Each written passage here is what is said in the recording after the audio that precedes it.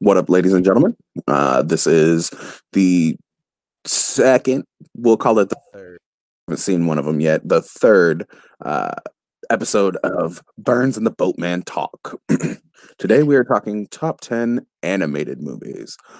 These are movies, like Mark Ellis would say, that are either hand drawn or computer animated and have brought Stop joy motion. to us all. You just gave part of your list away. All right. Or did Or did you? I don't know. We'll find out. So I am Jay Burns. This is my gracious co-host, Caleb Lil Boatman. Uh, Hello. how varying do you think our lists are gonna be tonight, bud? I think we're gonna have a couple commonalities, but I think when it comes to animation, the majority of what you like has to do with what you've seen. Not all of it, but what you saw when you were younger. So I think the age difference is going to impact the list a little bit. Not a majority, but I think it is going to have an effect. I don't disagree with you there. Um, so that being said, we're gonna break it down. We each have a list of our top tens, our personal top tens, and on top of that, we have another top 10. This is the top 10 that we think our co-host has, our opposite has. So I have a top 10, and then have what I think is Lil Boat's top 10, and Lil Boat vice versa. And what we'll do is we will each predict what we think the other's number is, and then have a little bit of a discussion about why, and then we'll get into what our actual pick is. And that's the way we're going to bust down the entire list. It seems a little bit easier that way. So I think I started the Oscars video. I don't know, but I can't remember. I was blotto. But go ahead and tell me what you think my number 10 pick is, Lil Boat. I think that your number 10 pick is Inside Out, the Pixar. Okay. Uh, Surprisingly, I thoroughly enjoyed that movie. It did not make my top 10. Fair enough. Fair enough. I put it at number 10 because I wasn't sure if that would or wouldn't make your 10. So It's a great movie. Don't get me wrong. I actually really enjoyed the shit out of that movie. It's a little bit emotionally manipulative, but I don't think it's emotionally manipulative because I think you're doing a movie about emotions. You've got to have emotions in there. that entire Bing Bong scene Fair. was emotionally manipulative. They only put I that don't in. know if I'll say manipulative, but it was definitely trying to get you to cry. But I think it also did it somewhat effectively. So I don't find it manipulative because I think it's complicated. It's complicated. Well, Meryl Streep and Alec Baldwin. oh my god. Well, Inside Out is on the outside of my list looking in. My guess for your number 10. Wait, don't you say your number 10 and then we? Oh, yeah, we can do that. My number 10 was actually The Road to El Dorado. Okay. I want to hear you talk about this. I mean, what more do you want? Well, just your thoughts on the movie. You've got, I'm going to forget the other person's name. You've got Kenneth Branagh and Kevin Kline. Yes. Doing their best impersonations of what everybody wants to see Robert Downey Jr. and Chris Hemsworth do live action. That would be awesome. Oh my gosh. We need a Road to El Dorado movie with Robert Downey Jr. and Chris Hemsworth now. Miguel and Tulio are Spaniards. They travel across the sea to the New World with Cortez, a conquistador. And the whitest Spaniards since Charlton Heston in Touch of Evil. Actually, he was Mexican, so I'm not sure he counts. But I don't think he counts. yeah. They actually get found out as castaways, get thrown off. They sneak off the ship after being tossed in the brig, and they find El Dorado, and hijinks ensue. Uh, Actually, I thoroughly enjoy this movie. This is the movie that got me into like Mayan and Olmec cultures, and actually looking into shit like this. It sparked my interest when it came to like hidden worlds or lost cities and civilizations, and I fucking loved this movie. I like this movie. My biggest problem, I do have kind of a bigger problem with it, which is that you kind of know exactly where the plot is going. Well, yeah, it's a kids movie. It's not supposed to be I overly think there are kids movie complicated. where, like, just that plot where somebody is pretending to be somebody else, and then I've just seen that movie a million times, and this is a great new coat of paint on it, but I've just seen that specific story so many times. That's also one of the reasons why it's my number 10 and Fair enough. not No, my I'm not, number one. bashing you. I'm just more explaining why it's not on my list. No, I completely understand. Edward almost plays the chief in that movie. I want to say that's right. I don't know. Yeah, I'm honestly not sure if I've actually watched this movie from like beginning to end. I've probably seen the whole movie, but like I've never sat and watched it all the way through, probably. I know my early 2000s. Yeah. It is Edward James Olmos. And shout out to Rosie Perez too. Rosie Perez playing Michelle, yeah. Yeah, bro.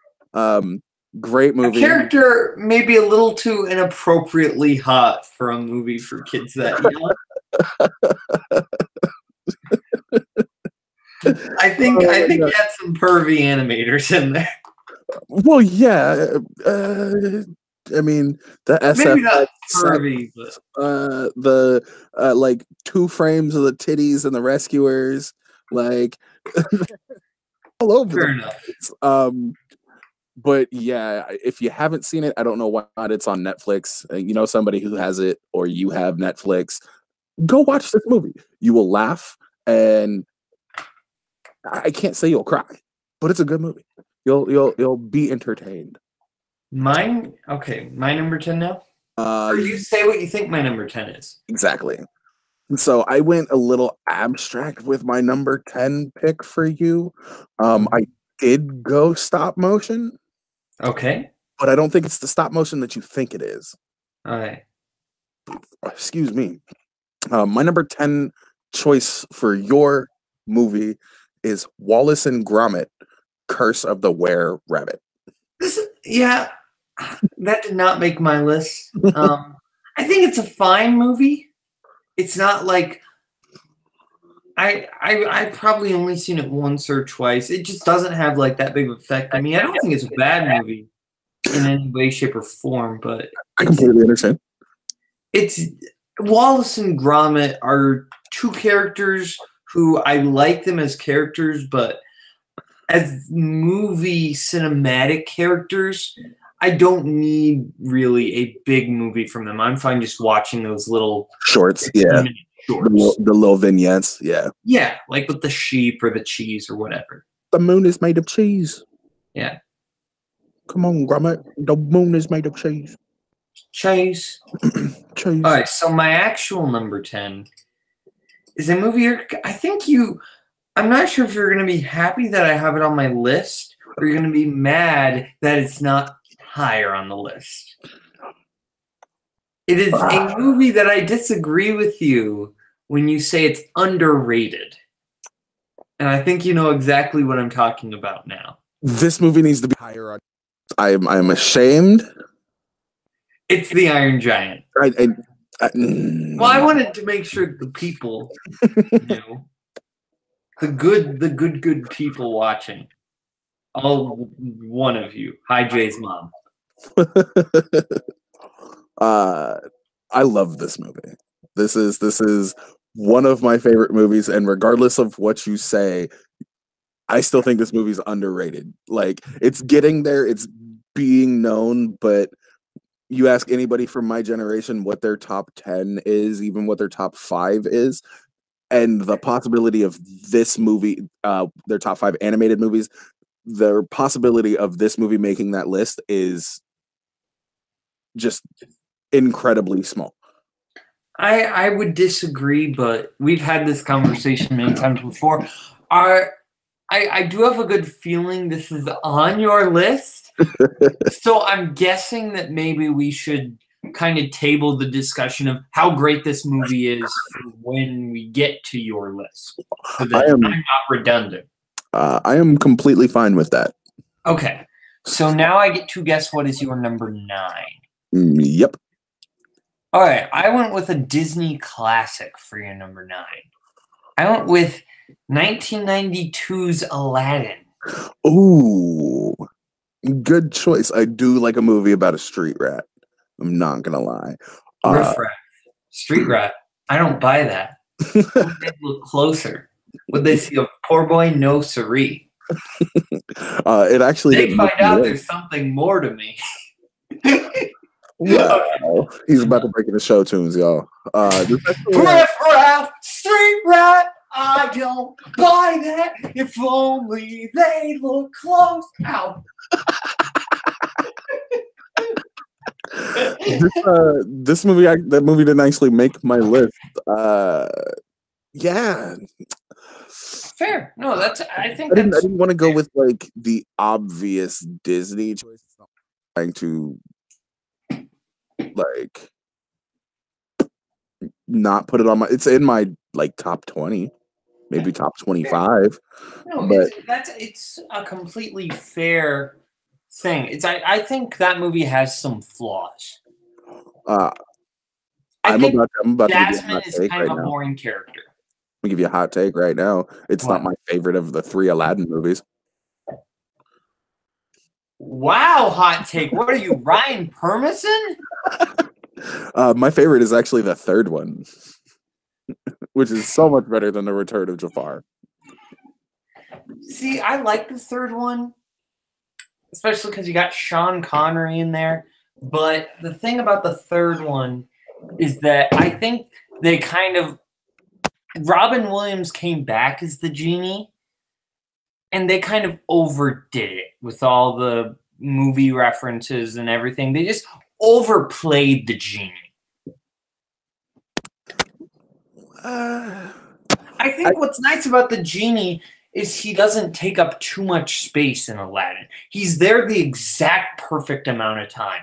Any more of him, then the same old shtick. I think had they met Genie in the 3rd one, not that we would even get a 1st one or a 2nd one without him, but if you had met him in the 3rd one, he's doing the exact same shtick. I think in the 3rd one we're kind of getting B material. We're just letting Robin Williams do a shitload of cocaine and fucking riff in a studio for 9 hours. That's literally what they did. That's not the reason. That's not the reason why I like that movie. Yeah, that's the reason why I like the 1st movie. But again, it's the secret societies thing. It's the fucking Order of the Golden Hand. It's Alibaba and the 40 Thieves. It's just Alibaba had them 40 thieves. How many thieves did he? What? My actual number 9 might surprise you. Brad Bird did a really good job on this movie. It was the Fantastic Four movie that we deserved, but not the Fantastic Four movie that we got. And I'm not talking about the sequel. I am talking about the originals. We're talking about The Incredibles. This is a movie that had I not limited my list to 2 movies per studio, would have made my list. Man, I so thought this movie would have made your list. This movie is just all in all fantastic. I love this movie. This movie would have been my number 5. I can literally watch this movie on repeat for 24 hours. No capes. Okay. I mean, it's quotable. Like, this is like, if you talk to anyone probably from the age range of your age to my age, and you say to them any of the quotes in this movie, where's my super suit? No capes. It's for the greater good. I'm the greatest good you're gonna get. Yeah, greatest good you're ever gonna get. I'm thirsty. We get there when we get there. Something like that. They know what you're talking about. This is kind of an iconic movie that defines, kind of the animated movies of the millennial to the not quite Generation Z, but not a millennial generation that I am in. Caleb Coho and I like to call ourselves the all-star generation because we all know the lyric. Every one of our generation knows every single word of the song "All-Star" by Smash Mouth. That's a great way. It's better than the Tide Pod generation. That's for damn sure. That's 2 years younger than us. Yeah. 2000. If you're born in 2001, you're Tide Pod. You're not Tide Pod if you're 1998 to 2000. You are not Tide Pod. That was the 2001ers, the kids who grew up on Fred video. Okay, I grew up on Fred video. Kids who made Jake Paul popular. That's who. You had to mention that. Fuck him and his brother Logan. They can both eat a dick. I don't know what Chloe Bennett got going through her fucking head. She likes money. She's got it herself. She's on Agent. She likes more money. She likes more money. She likes more fame. And honestly, I'm not going to blame her for that. I don't really have to talk about The Incredibles. Yeah. Mainly just because it's a mainstay in most households where children are anywhere from the age of 0 years old to 30.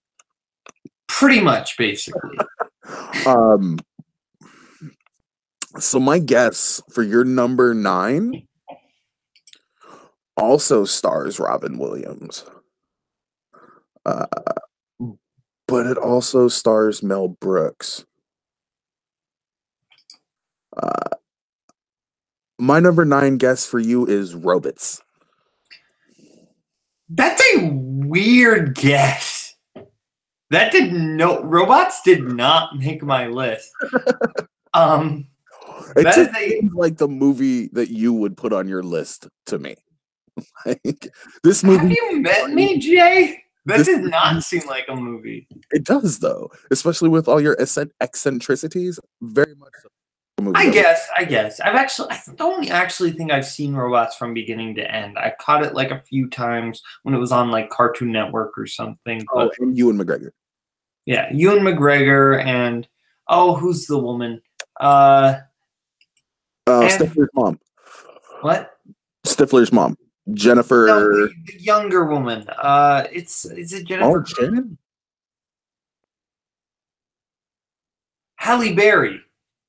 Halle Berry also got Amanda Bynes in there. Halle Berry plays the upgraded robot's secretary. Yeah. And then Amanda Bynes is in there, and then the main villain is Greg Kinnear. Fucking Greg Kinnear. Captain Amazing himself. But anyway, enough talk about robots, which I doubt is on either of our lists. Again, I think I'm bringing up a movie that I'm not sure. It's either not going to make your list at all, or you're going to be very mad at me that it's not higher. Okay, tell me what your number 9 is. Kiki's Delivery Service. Oh, not the Ghibli film I actually decided to put on my list. Fair enough. Movie. What? I said great movie. Yeah, it's a great movie. I really like the more laid back tone of this movie. That's really what I appreciate, is that it's nothing in this movie is the end of the world, but you still really want Kiki to achieve her goals. The stakes are incredibly low, but they feel incredibly high. That's what's so impressive about this movie. Like, we get so mad when that little girl is upset about the cake or whatever. Is it the cake or when Kiki delivers? What does she deliver to that bratty girl? It's some sort of food item. It's a baked good. Let's just call it a baked good. Because if we don't get it right, they will tear us up in the comment section. I'm just saying. Yeah. Did you not know, you fucking nerd? Yeah, especially if my aunt's watching. She definitely she don't even get her started on The Last Jedi. Oh, I will debate the shit out of your aunt about The Last Jedi, bro. My aunt doesn't really actually care about The Last Jedi. She would say, "Oh, I don't know that movie. I don't like Star Trek." I want to have to do bodily harm to your family members, so I will just leave it at that. But I think that's one thing that Miyazaki does incredibly well, and his team of animators over at Ghibli. They make Dane seem extraordinary. And they can make the out of the ordinary seem mundane. Exactly. They do a very good job with atmosphere. Oh, dude. Their movies, even their old movies, like the movies that came out, 25, 30 years ago. Like Kiki's 1989. I was going to say, Kiki came out before I was born, and it's still one of those movies that I can sit down and watch and be like, why doesn't everybody else's animation in the 1990s look like this? Yeah, I mean, you look at that, and then you look at something like Oliver and Company, or even really The Little Mermaid. And I think maybe people would argue Little Mermaid looks better, but Oliver and Company, which came out like just the year before, it's no competition. No. Disney had a much bigger budget. Probably, anyway. Well, it's Disney. Of course they did. Yeah. It's Disney before, it's Disney before the 90s. They definitely had the budget. They have all of the money all of the time. But another thing that Ghibli and specifically Miyazaki does very well is write kids. And Kiki's so well written in this movie. He does incredible with like people of all ages, but he really stands out when he does, tweens and teenagers. And specifically like tween girls. I think he does very well with writing them. And a lot of people have problems with that. Wait, what? Writing for a female character? Oh, they have I thought you said they have problems with him writing female characters. Oh, no. That's not the way I meant it. I know. Now I get it. But it's hard to write, especially, I think it's a lot of times hard because a lot of times the girl character is just kind of the token girl. It's the Smurfette, Yeah. If you look at cartoons of the 80s, Smurfette is just the girl one. She doesn't really have an identity besides just woman. Shout out to William Bibiani for actually pointing this out. I was listening to their podcast, Critically Acclaimed, the other day. And they talked about how Miyazaki does women so well. It's gotten to the point where people don't look at them like they're not necessarily a damsel in distress. They can handle themselves, and there's no expectation for the female protagonist and the male protagonist to end up together.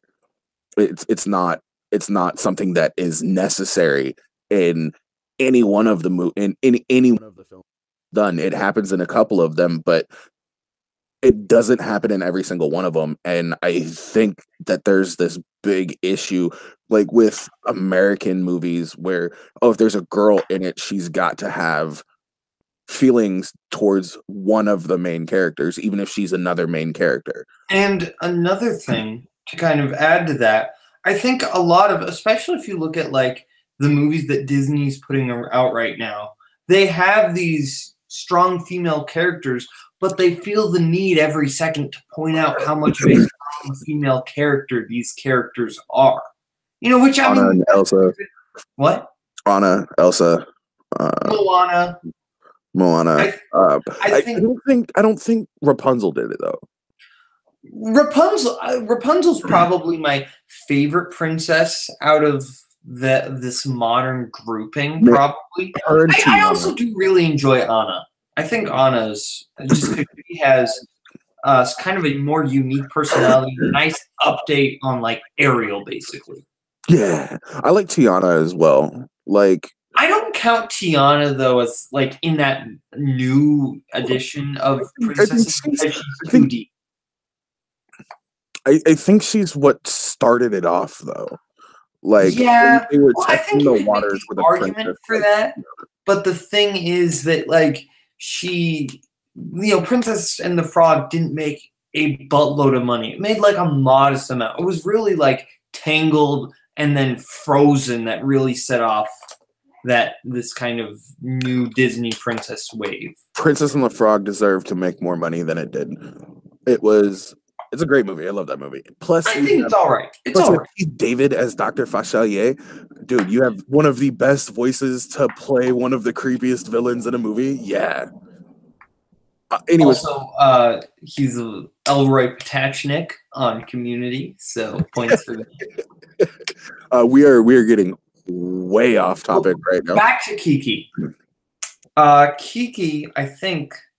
But what I was saying about like comparatively to like these Disney princess movies is that Kiki never the writers never feel the need to kind of show off Kiki as this role model or anything. They just let Kiki be Kiki.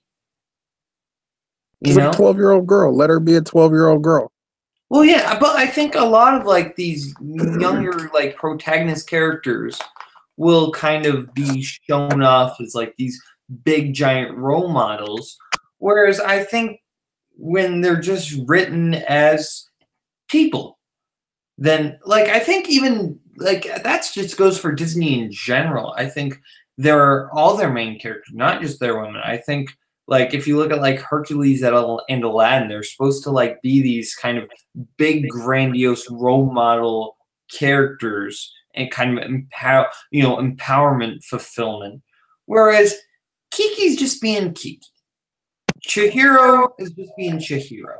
Well, in that case, especially bringing up Hercules, I think Meg was goals for a lot of girls. At least, I think Meg is an exception because she's not really like she's not like the official princess canon. She married a god, bro. Like, yeah, but I'm just saying she's not the official demigod. Look at, like, Disney's canon. I think she should be, but if you look at Disney's canon, she's not listed in that canon anywhere. Also, don't go looking up what actually happens to Hercules and Meg. You will ruin your childhood. Don't do it. Every Disney story ends badly in the original story versions. Hercules fucking kills her, bro. Spoilers for shit that happened thousands of years. Ariel gets her like legs, her tail like cut into so many dark things. I mean, don't even get me started on what happens in the Hunchback of Notre Dame. Oh yeah, yeah. The two corpses together. I remember when I was in like third grade. If they had the balls in that movie like that, I would have applauded. I was in third grade, and my dad kept being like, you need to read books above your grade level. So he had me read The Hunchback of Notre Dame. Nope. A, what is going on? B, that ending, though. Skeleton. That ending, though. Okay. We've gone on a very long tangent. We've talked about Kiki for a very long time. Okay, so it is your turn to guess my number 7. You mean your number 8? Oh, I do mean my number 8. I lost count. I can't count. It's fine. I'm keeping track. I'm thinking your number 8 is going to be a movie that came out this year that I know you really loved. And based on that reaction, it's probably not on your list. Spider-Man Into the Spider-Verse. Oh, it's definitely on my list. Oh, just higher. Okay. Well, I think that's the first time one of us has predicted a movie that's actually on the list. I'm sorry, say that one more time. You kind of cut out there. I think that's the first time one of us has predicted a movie that's actually on the list. This is true. This is true. I don't want to talk about how great that movie is just yet. Yeah, no. I mean, we'll talk about it when we get to when it actually makes your entry. So my number 8 deals with the incredible, the unbelievable. It stars America Ferrera. It stars Jay Baruchel and Gerard Butler, but also stars Kate Blanchett. Oh, okay. It is not the first How to Train Your Dragon. It is the second How to Train Your Dragon. How to Train Your Dragon 2. Oh, it also stars Kit Harington, I guess. But, you know. This is my favorite movie ever. House Night Fury for the win. Go the distance. Wow, guys. It's me, Suave Ragoli. Wow, Nico just joined the stream. What do you have to say about Jay's pick, Nico? Oh, it's really, really great. It's almost as great as how great I've been doing this week with Trivia for Thon. Like, I've just been playing so well. Like I haven't actually, I don't know how I haven't checked the scores or anything, so I don't know what my stats are, but I'm sure I've been doing really, really well. And that I haven't lost every single match that I played in this week. That's fucked up, dude. Nico, if you're watching, you know I'm just kidding. You know Nico did it for a great cause. The Four Diamonds Pediatric Cancer Research Center. No, it was for a good cause. Penn State's donate. Now I feel like a butt. You need to go. Now you need to go donate the last 13% to get them to the actual $6,000. So have fun with that. Okay, I'm gonna go need to mug a homeless person. I'll be right back. Yo, Crazy Billy!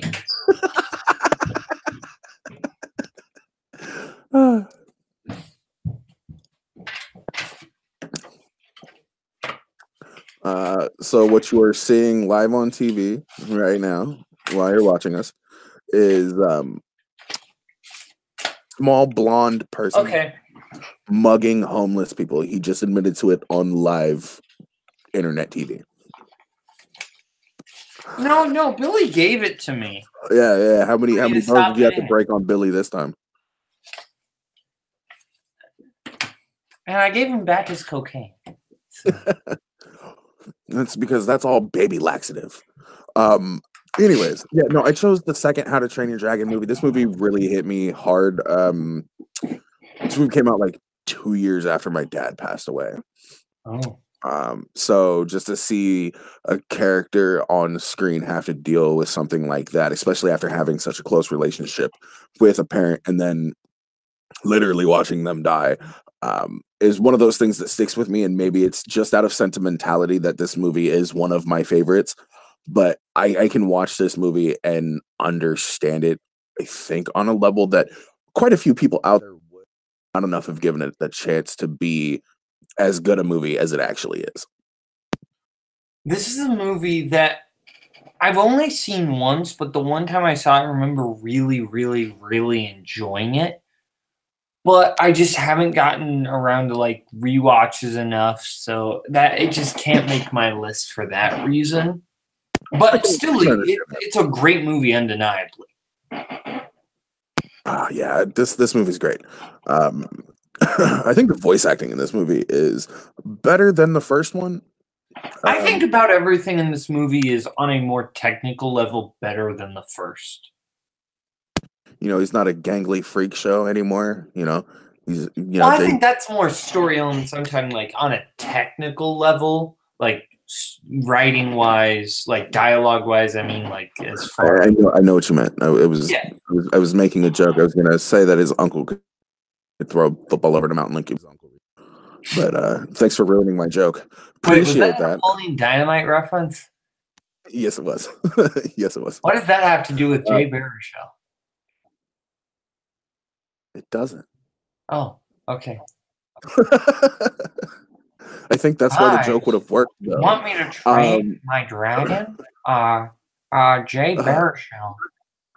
I'm gonna call What? my dragon Tina, call her a Yeah. fat lard, and tell her to come get some Jay dinner. Baruchel. You just gestured all of me. I want to help you rear your child.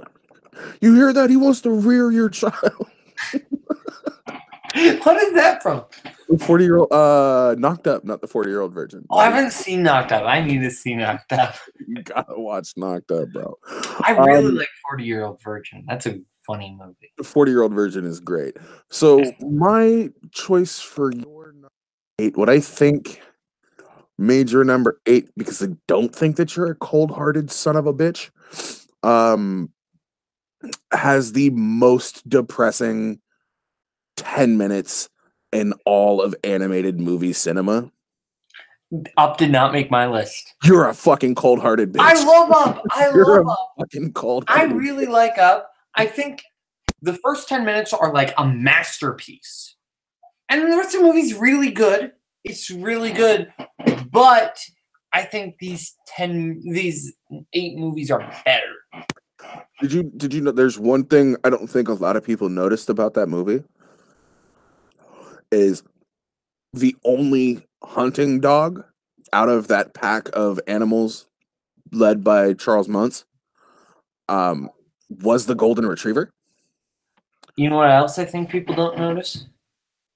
That movie is really about an old man who kidnaps a little boy and makes him get really high.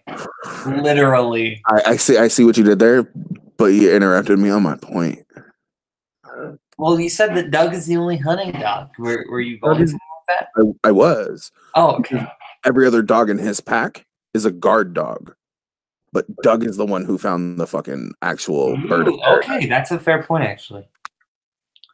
Like I thought that was actually kind of incredibly cool. My actual number 8, though, is a movie that came out this year that I thought was going to be your number 8.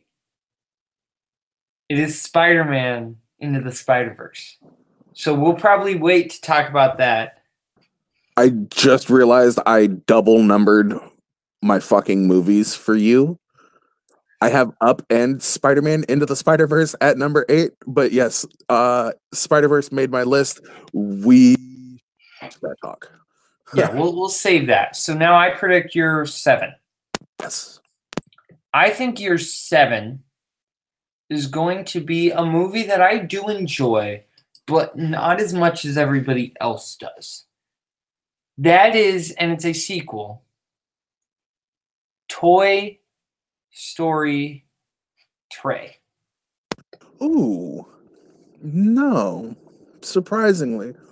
Though I do have that as a pick for your list. Okay, that's interesting.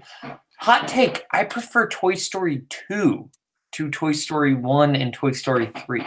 You don't like Schindler's List for toys? I like Toy Story 3. I didn't say that I didn't like Toy Story 3. I just said that I think out of the 3, Toy Story 3 is the weakest in quality. I think it's still a really good movie. Okay. But I think I'd go 2, 1, 3 as far as my ranking. Wow. 2 hits me. 2 gets me emotionally, and I think it's the funniest. I think it's really that perfect balance for me.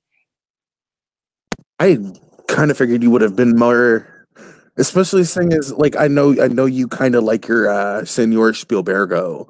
I kind of figured that 3 would have. What does Spielberg have to do with Toy Story 3? Toy Story 3 is basically Schindler's List, or what well, happened. Fair enough. I guess that's a fair point, but like that's what Spielberg has to do with Toy Story 3. To be fair, I think there are 2 types of Spielberg movies. You've got like his big kind of blockbuster movies, and then you have his more true story biopic type movies. You know, his history movies. Have a segment in the Twilight Zone. I think that falls more under big blockbuster. If any, which one is his segment actually? It's the middle one. It's the one with the old people, right? Yeah, the old people that become kids. Oh yeah. Okay, that said that funny. That I actually put more That in boy got the shine. sentimental fictional dramas. So that would be like with Always and The Terminal. The Those Terminal's not fictional though. Terminals based on a true story? Yes. You sure? Yes. There was a real guy who was like stuck in an airport for 17 years. Really? 17 years. You're messing with me. No, I'm dead serious. Do me a favor. Google it right now and tell me You're probably right, but yeah, mid-flight, his fucking passport got fucking revoked. Trying to fly to a different country, he got stuck in a fucking you're right. airport for 17 years. Yeah, that's funny. This is a heads up, not like no, but I mean, I finally got one up on you. I mean, you're always correcting me, so like. No, it's fair. I'm not mad. No, so you know what? I wanna let's play a little game. Okay. All right. I will tell you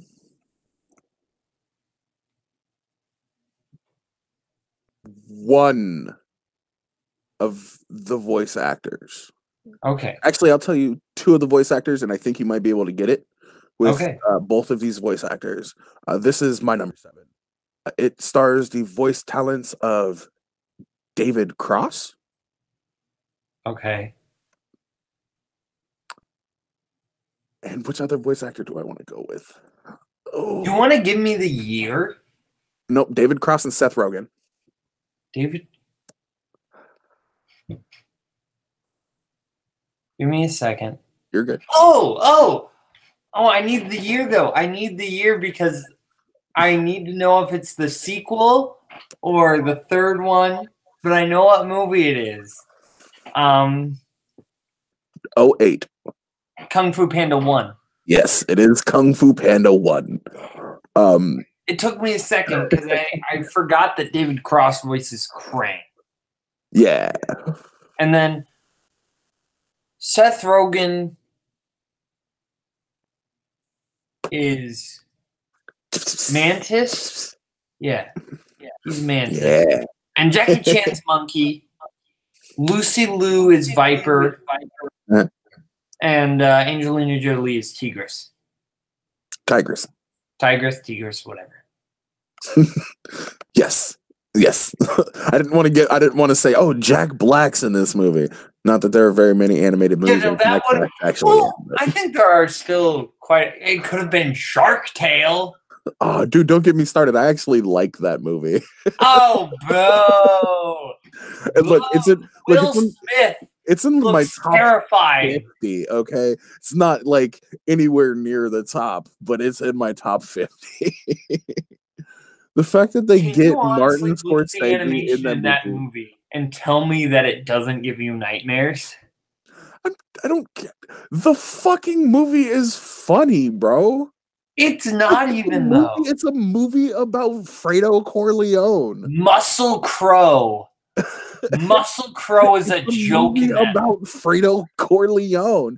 If Jack Black was Fredo under the sea, you get Shark Tale.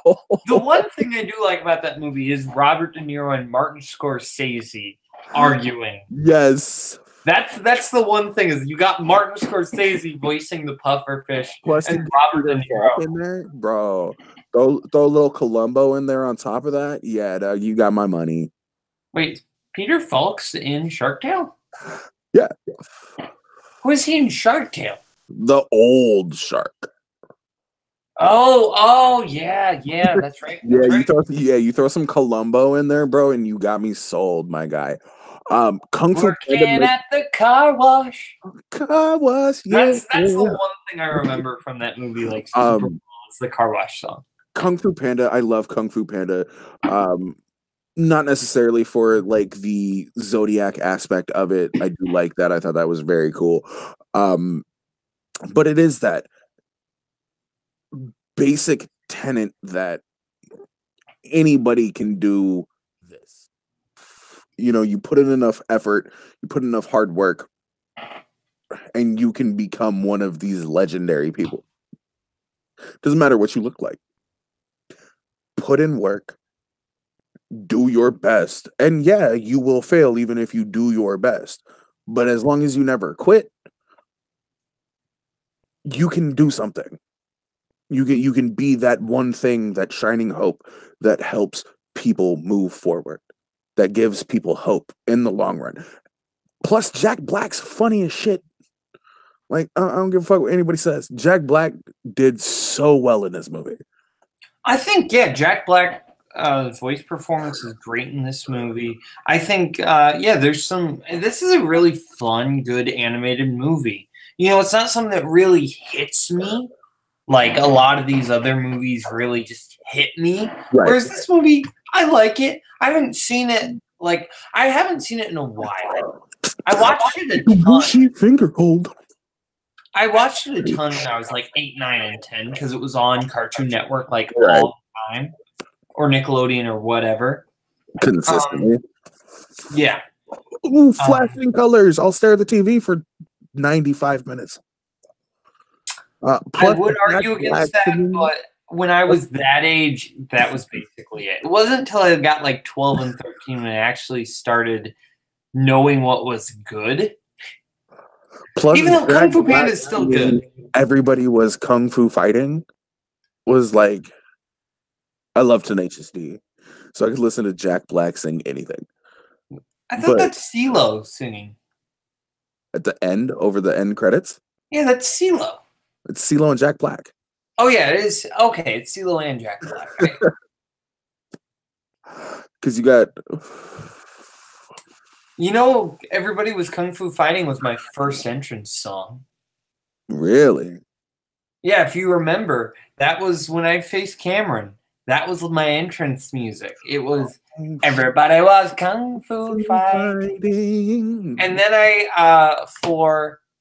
when it was me versus Mashed Potatoes and Cameron, I'm not Cameron, excuse me, Chris Day, I came out in a Hawaiian shirt and had the Pulp Fiction Miserlou playing and said,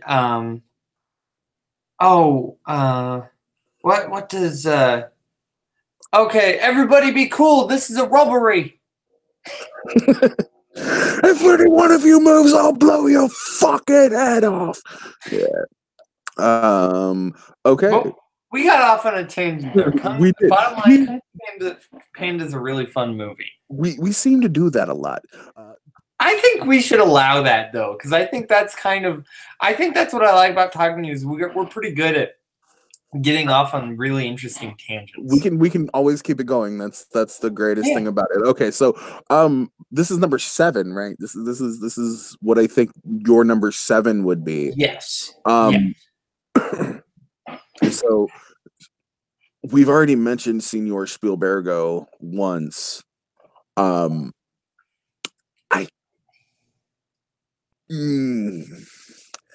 think your number 7 is Tintin. It is. Tintin did not make my top 10. What? I like Tintin, but no. This is one of my favorite Andy Serkis performances where he's Andy Serkis is great. It's a really good movie, but it's good. Plus this movie has provided the same question asked like 5 times in the Schmodown so far. I knew that. I was so sad that Simon Pegg and Nick Frost. Yeah, yeah, because I knew that right away, and so did I. That was because that one match. If he would have got that one question right, that would have changed Schmodown history right there. Oh yeah, because he was ahead of Irwin. Irwin had answered his 5-pointer, right? I believe so.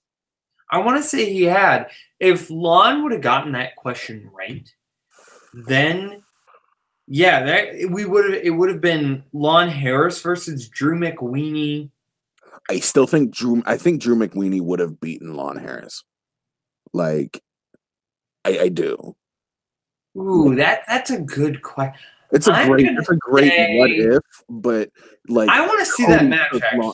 but Cody took Lon Harris the distance. I'm not disrespecting. To be fair, Cody had some good wheel spins though. Mhm.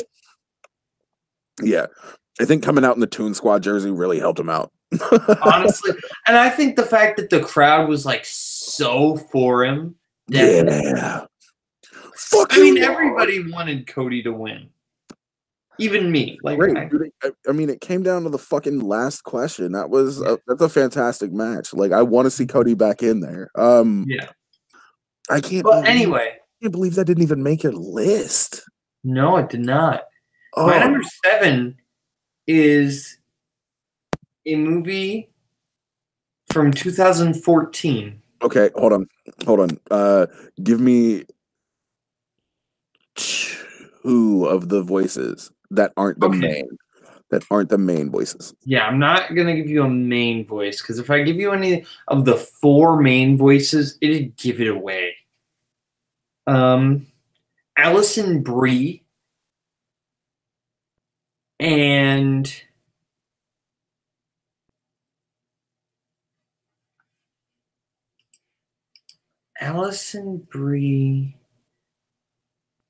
Nick Offerman.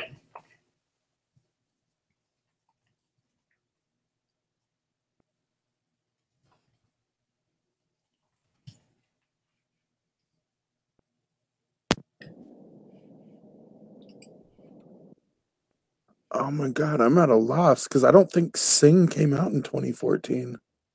It did not. It's not Sing. Okay. I'm not gonna get it. I can't remember any animated movie that Nick Offerman's ever been in. It's the Lego Movie.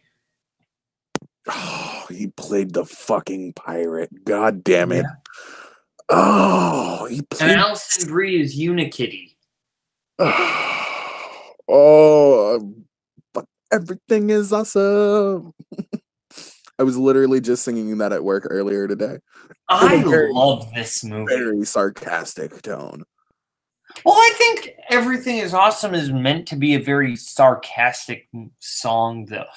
Maybe not sarcastic, but it's definitely more of like a satire, which is what I love about this movie. Is you can view this movie from like so many different angles. You can view it as just a fun animated movie in like the vein of something like one of those just pop culture referencing fun animated movies. You don't have to think too hard about like a lot of DreamWorks, like a Shrek.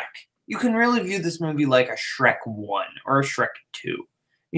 But there's that level of like satire in there, just about like the whole nature of like these anime movies with the plots, or just movies in general of like the plots with like Chosen One and all that, and like just the satire of like Lego and pop culture in general. Craggle. Yeah, the Craggle and the satires on like consumerism and all that with President Business and the stuff about like Everything is Awesome and like a popular band. Taco Tuesdays. Yeah. And it's just funny. It's quotable. I think it's just an amazing film. Her name is Wildstyle. It's spelled with 2 Y's. What are you, a DJ? I'm the sad man. Will Arnett is very much like my 3rd favorite animated Batman. Who's your 2nd favorite? I almost said Bruce Greenwood. It's not Bruce Greenwood. Kevin Conroy? No, he's my number 1, bro. Yeah, that's what I figured. Peter Weller. Oh, Peter Weller. Peter Weller. He voiced Batman Bruce Wayne in Dark Knight Part 1 and Part 2. Dark Knight Returns Part 1 and Part 2. My animated Batman, like the one that I grew up with, was Diedrich Bader. Yes, in Batman Brave and the Bold. Yes, I grew up with Batman Brave and the Bold. That was my Batman cartoon. Like a lot of people, Batman the Animated Series is their Batman cartoon. Batman Brave and the Bold is my Batman cartoon. You wouldn't hit a lady, would you? The Hammer of Justice is unisex. Yeah, no. He had some of the best one-liners, and I think that's what I loved about that show so much is that like they played into the camp around They weren't afraid to be a little silly like that. And I think honestly, I like Jason Momoa. I think that type of Aquaman is the perfect way My to man. do an Aquaman. All right. Like that is the best Aquaman. And I think when Mr. Multi whatever Mr. Mixelplex, yeah. When he wait, Or no, are you talking about Batmite? Yeah, Batmite. I'm thinking of Batmite. I get those two mixed up because they're basically like the same, right? Yep. Yeah. Basically they're both characters from like another dimension. I think Yeah. Mr. Mitzelplex is from like the 6th dimension. Batmite's from like the 5th. But they have very similar powers, yeah, similar motivations. Basically. Ooh. But yeah, thoughts on Lego Movie? Great movie. I like the fact that they did work in live action into this movie. Yeah, no, that was like a twist with Yeah. Will Ferrell. Yeah, I forgot to bring that up. That it's all from this like child's perspective. And like that's super interesting and psychological, and like there are so many different ways to watch and interpret this movie. That's why I love it so much. Yeah. They did a really good job with this movie. Again, it's one of those movies like like bringing back up Kung Fu Panda, as a matter of fact. You know, you just have this normal ass dude who gets put into this position because of something. It might happen to be the lid to the Craggle strapped to Emmett's back, or it could be the fact that Poe strapped himself to a fucking fireworks chair and locked himself Kung into Fu the Panda, wall. that's kind of like the proto Lego movie where the chosen one doesn't really have anything secret. It's just he does what he needs to do. Yeah, that's a movie where the protagonist or the chosen one, as you like to call him, is technically just a bull in the china shop. Yeah, Like, for the protagonist, much like the Lego movie, the chosen one isn't really chosen at all. And they can be a builder. Yeah. I like the fact that they teamed up Channing Tatum and fucking Jonah Hill again, and in this movie, like Channing Tatum wants jack shit to do with Jonah Hill. I would watch an entire animated movie of Superman and Green Lantern, Lego Superman and Green Lantern, just like having to like save the world, and Superman wants nothing to do with Green Lantern, but he has to deal with Green Lantern for some reason. Bro, I'm telling you, call it 23 Jump Street. Honestly, Ice Cube needs to send Schmidt and Janko into the animated universe and make them Legos. I mean, he already sent 30-year-olds to high school, so it's not out of the realm of possibility. Yeah. Just make it. Oh, I'm going to put my Caleb Coho hat on. Is that the reversible fucking Daredevil Punisher beanie? What are you talking about? I don't know what you're talking about. Do. That was like the favorite. That was my favorite beanie out of Loot Box. Loot Box. That was the first Loot Crate I ever got. Same here. Loot Crate. You don't sponsor us, but you should because we're funny. Okay, so we are the Michael Cera and Jonah Hill of the Trivia Network. Are you calling me fat like Jonah Hill? I was calling myself the Jonah Hill, you racist. I think that's weight-cist. Okay. I may have been calling myself the Michael Cera. I know. Well, I mean, you do look like George Michael Bluth. I'm just saying. I think everybody agrees that I am the embodiment of the Michael Cera, Tom Holland, Justin Long, Jay Baruchel character. I can see it. I think that is perpetually me. The 19, 20-something younger guy that hangs out with all the funnier main comedians. Okay, so tell me what you think my number 6 movie is. Okay, your number 6, I'm gonna say Hold on. is I'm gonna give you a hint right now.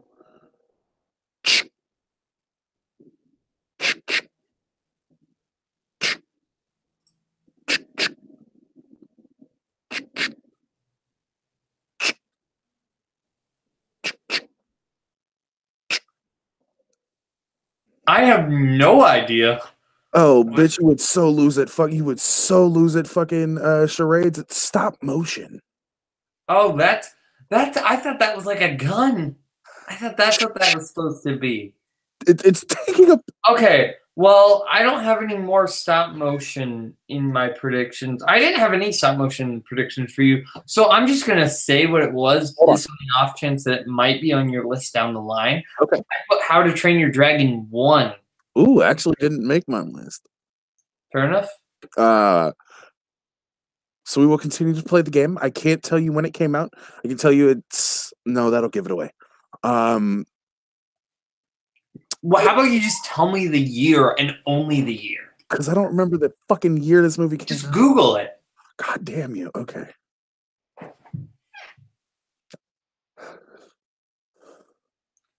$2009. 9? 9. I think I'm going to be talking.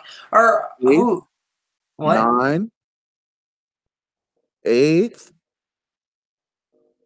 8th. Oh yeah, wait, 2008. It's 2009. And okay, yeah, no, it is. If it's stop motion in 2009, we're going to be talking about this later because it's also on my list. Ooh, okay. This movie made your list. What it is, Lil Boat? It's Wes Anderson's animated masterpiece, Fantastic Mr. Fox. Woo! No, you're wrong. What? You are wrong. 2009 stop motion animated. You're messing with me. I'm not. Is it 9? Yeah, it's 9. No, it's not the movie 9. It's not the movie 9. Okay, I will give you 2 of. Oh, it's Coraline. It is Coraline. Okay, it is Coraline. Wow, 2009 was actually a really good year for stop motion. I really didn't want to tell you that it was based off the works of Neil Gaiman. Oh yeah, that would have given it away. Exactly. If you would have said like Dakota Fanning, that would have given it away. No, I would have said Ian McShane and Keith David, actually. That would not have given it away because I did not remember that they were in them. I've never actually seen Coraline. You're a whore. Bye. He's disappearing to suck dick for a nickel. Whoa! Whoa! He's already back, ladies and gentlemen. He needs $4.50 for bus fare, and he only charges a nickel. After he gets the $4.50, he'll just walk. I believe this qualifies as sexual harassment. I'm not saying you're sucking my dick for fucking a nickel. It's only sexual harassment. It's like the Collider Live debate. Hold on. We're not the mild berries. We don't need to play the Gillette commercial right now. We will say some shit that will piss you off, that will irritate you. We are friends. Yeah. And if I step over the line, I expect to be called out. I expect to be called out live. And, same. Yeah. So if you didn't step over the line, it was. I was reacting like that for comedic effect. You just ruined the joke. You fuck. What? Now I'm offended. That's I'm gonna go complain about you on Tumblr. Don't do it on Tumblr because nobody's on Tumblr anymore since they took all the porn away. You got to do it on Twitter where it actually means something. Okay. I'm sending out my tweet right now.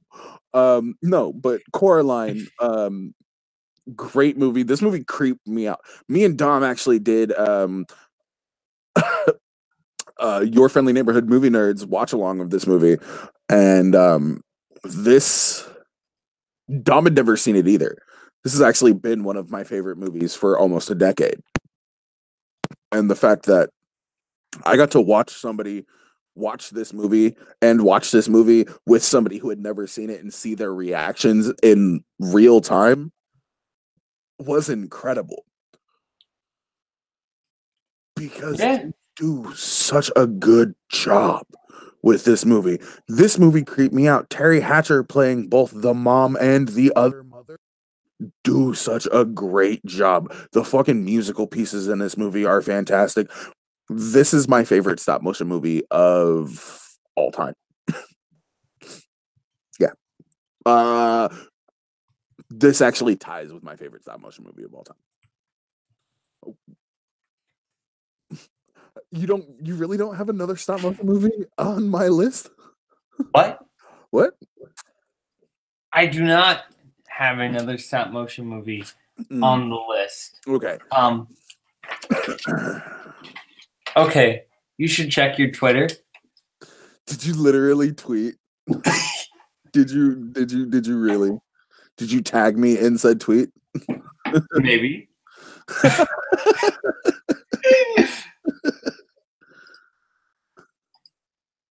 You're a butt and a meanie.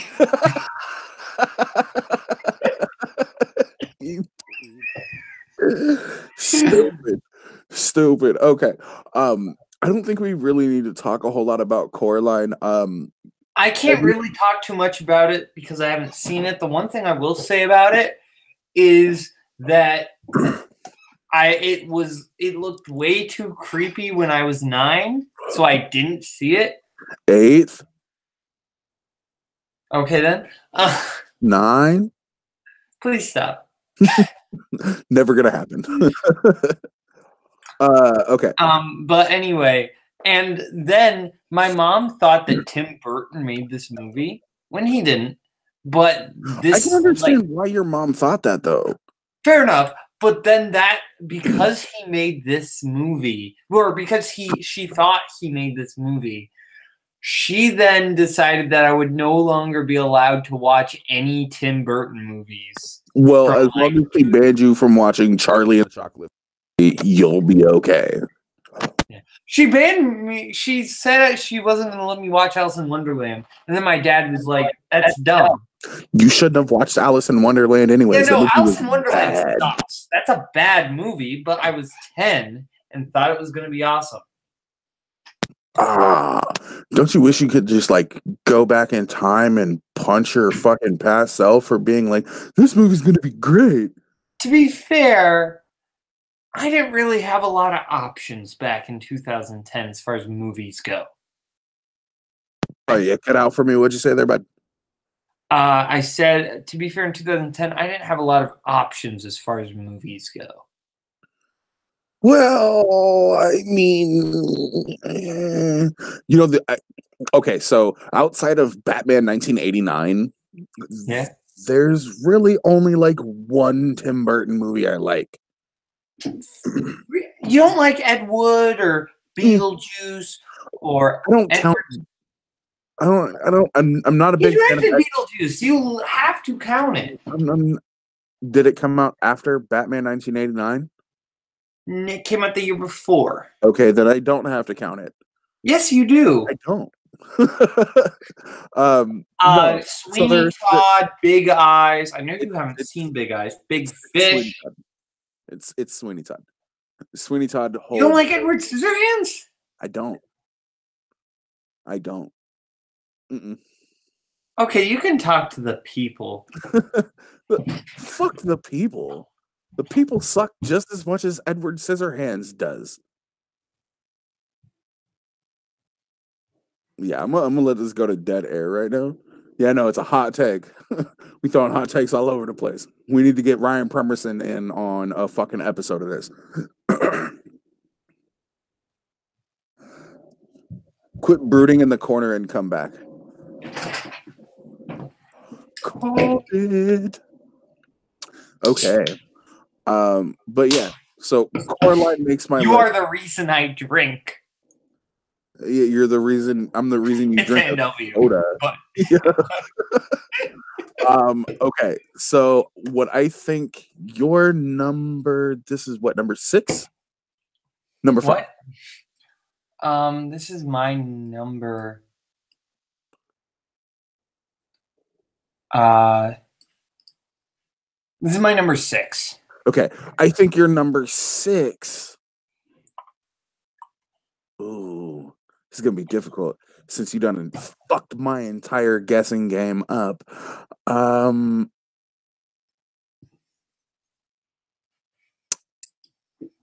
I'm gonna say your number 6 is Chicken Run.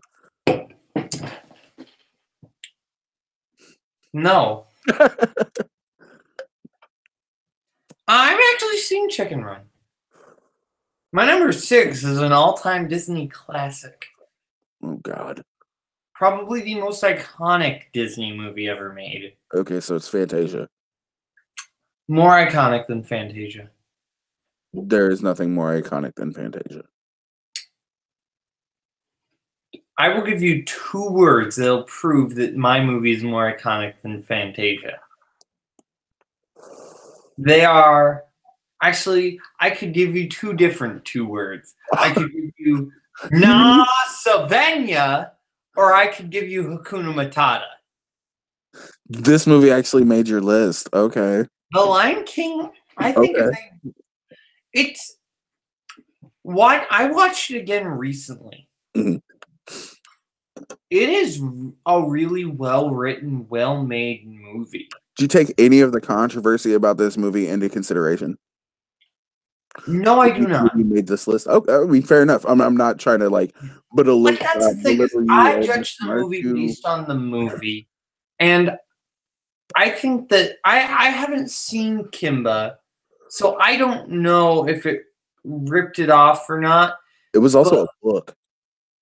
Fair enough, but like I'm saying, it also ripped off Hamlet. It also ripped off. We don't call it Hamlet. We call it the Fresh Prince of Denmark. Yo holla. Anyway, it ripped off a lot of things, but it still feels clearly like its own thing. Well, it's because nobody ever puts it up against those other things. They just say it's this thing. I'm not trying to detract from your statement. I'm just saying that I think it's much like Captain America: The Winter Soldier. It uses that. Captain America: The Winter Soldier is not Hamlet. Let me explain. I'm being facetious. Captain America: Winter Soldier is that old trope plot of it's the fugitive. It's the fugitive. It's Born Identity. It's those movies, but it does it in such a way where it feels completely new and different. I was gonna say, but done better.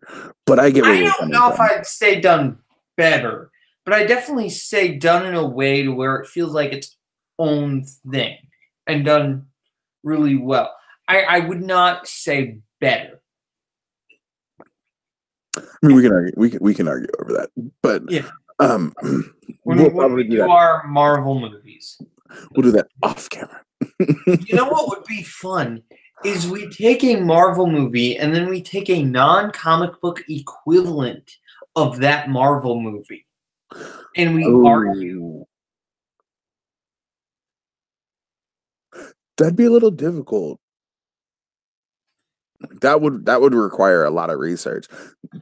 I think it would just take. We just think about movies that have a similar theme. To us. It's more of a very subjective thing. Okay, so you're not looking at it like Lion King. No, I'm not. I'm looking at it more like Winter Soldier Fugitive. That's what I'm looking at it. Where it's like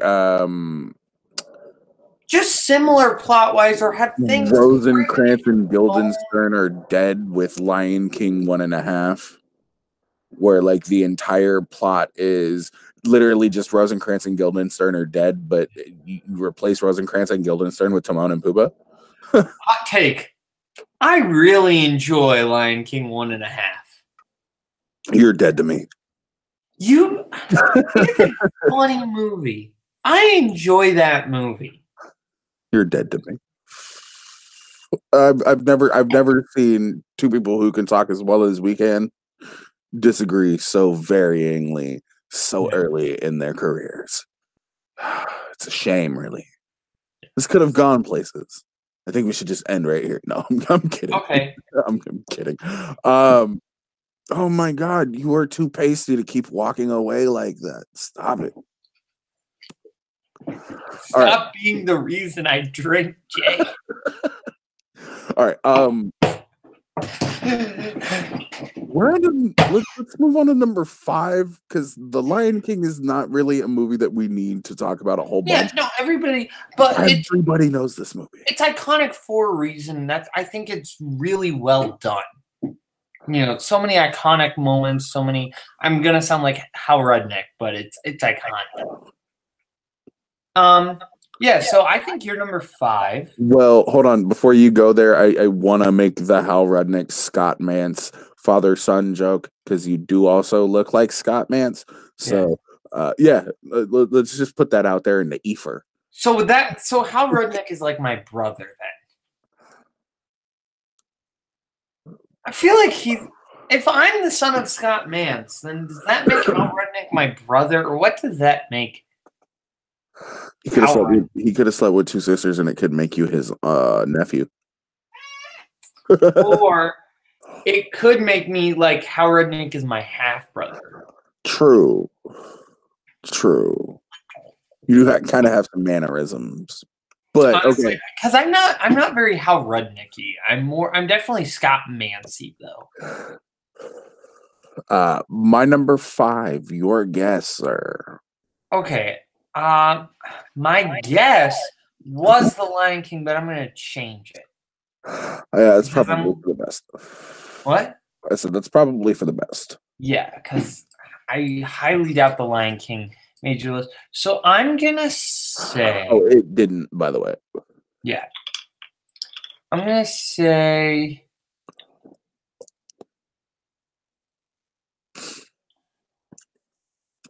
You know what? I'm just gonna say another stop motion. I'm gonna say Nightmare Before Christmas. Ooh, good choice. I was actually listening to the rock compilation of the Nightmare Before Christmas at work. Which compilation though? Because there's the thing. There are different versions, and one has Fall Out Boy and Panic at the Disco on it. I'm talking about the one that has Korn, Marilyn Manson, Flyleaf, and All American Rejects on it. So there's no Panic at the Disco or Fall Out Boy on yours. Because there's some where it has Fall Out Boy, and it also has like those bands that just swapped out Fall Out Boy for Marilyn Manson sometimes. Or so Marilyn Manson does This Is Halloween. Yeah. All American Rejects do Jack's Lament. Flyleaf does What's This? Korn does Kidnap the Sandy Claus. And they do such a good job. But Flyleaf does Nightmare. It looks like Flyleaf does Nightmare Revisited. Does What's This? There's a Fall Out Boy cover of What's This. That's really good. Actually. And if you don't like Fall Out Boy, it's not really good. But I'll have to take your word on that. Yeah. I said I will have I like Fall Out Boy. So this is actually the one Ghibli film I have on my list. You only have one Ghibli? I only have one Ghibli film on my list. I am very surprised. I'm not going to give you the year because the year will give it away. It's Mononoke.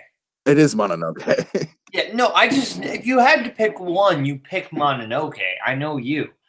You love Mononoke, which I really enjoyed Mononoke. I watched that for the first time a couple months ago. I enjoyed Mononoke. But you talk about it. It's your movie. This movie was... I had that as your number 1, by the way. Really? Yeah, I thought you said at one point that Mononoke was going to be your number 1.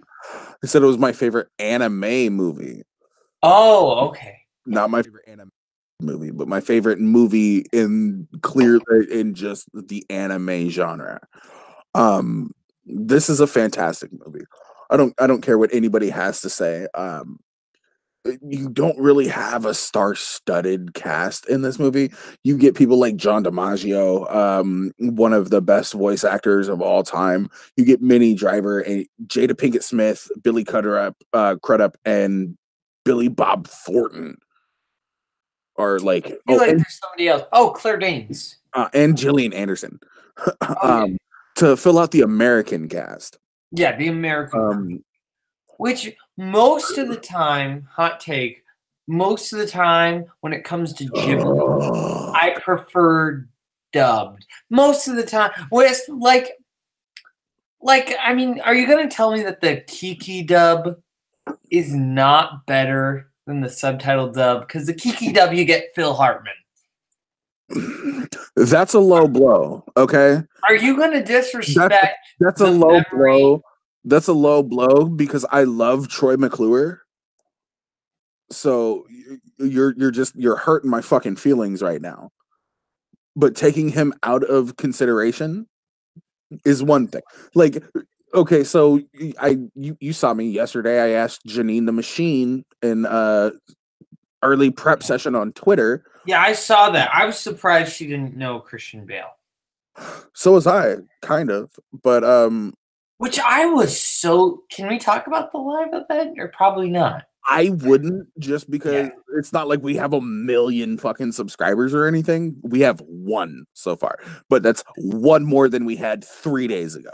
So yeah, and if we end up like showing this to any of our trivia friends who didn't get a chance to watch it, because you know me, I don't share my fucking event link because that's bullshit.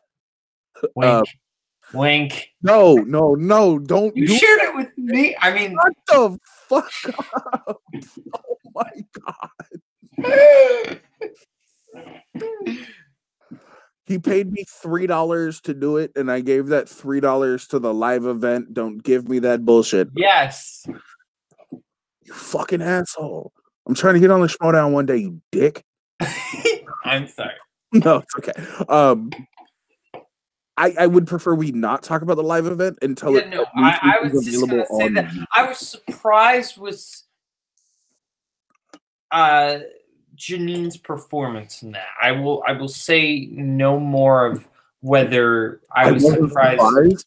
I was hype as fuck because I think now you're spoiling it more than I was, because I was trying.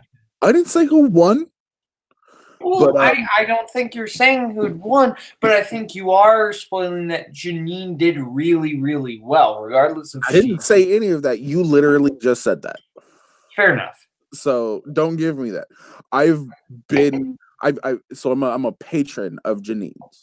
I pay money to support this person, Janine the Machine, G9 Designs, on all of her endeavors. And I come up with questions and I ask her questions. I don't think they're difficult, but I love the fact that she actually does research and she looks into it. She did fantastic. I was surprised that she didn't get Christian Bale either. But again, we're on a fucking tyrant. We're on a tirade. We're talking about Princess Mononoke right now. Princess Mononoke is, I think, outside of maybe Graveyard Fireflies, and I think a majority of that violence is implied, not necessarily shown directly on screen. I think Princess Mononoke is the most violent Studio Ghibli film. I think it has more blood than a lot of Ghibli. Well, that's what I mean. It's one of the more violent films. Maybe Nausicaa in the Valley of the Wind is right up there. I haven't seen Nausicaa, so I can't really talk on it. Maybe The Wind Also Rises. I haven't seen it. I know it's about World War II and Japanese fighters. Well, I know what World War II is a backdrop, but I'm not sure how much World War II violence you actually get in that movie. Same here. I haven't seen it, so I can't talk on it. But I do. Ponyo was violent to me as an 8-year-old, where it was just so weird. My brain couldn't handle it. Okay. Like, that movie is really trippy. I like Ponyo, but that movie's trippy. Fair enough. That was the first Ghibli movie I ever saw. Ponyo was the first. Was your toe in the pool of Ghibli? Well, to be fair, I was 8, and it was in. Forward. I lived in a very, very small town when I was like when I was like ages 6 to 10, and in that very, very small town, we had, a movie theater. It was one, and it only showed one movie a week. Okay. And the thing about that is, since it only showed one movie a week, and the tickets were like one. I think back in like the early, like from like 2006, 2007, it was like $1 for kids. Nice. Yeah. I mean, but it was a very small theater, only one movie at a time. Ponyo was at that theater. And I think it only was at that theater because of the big Disney promotion.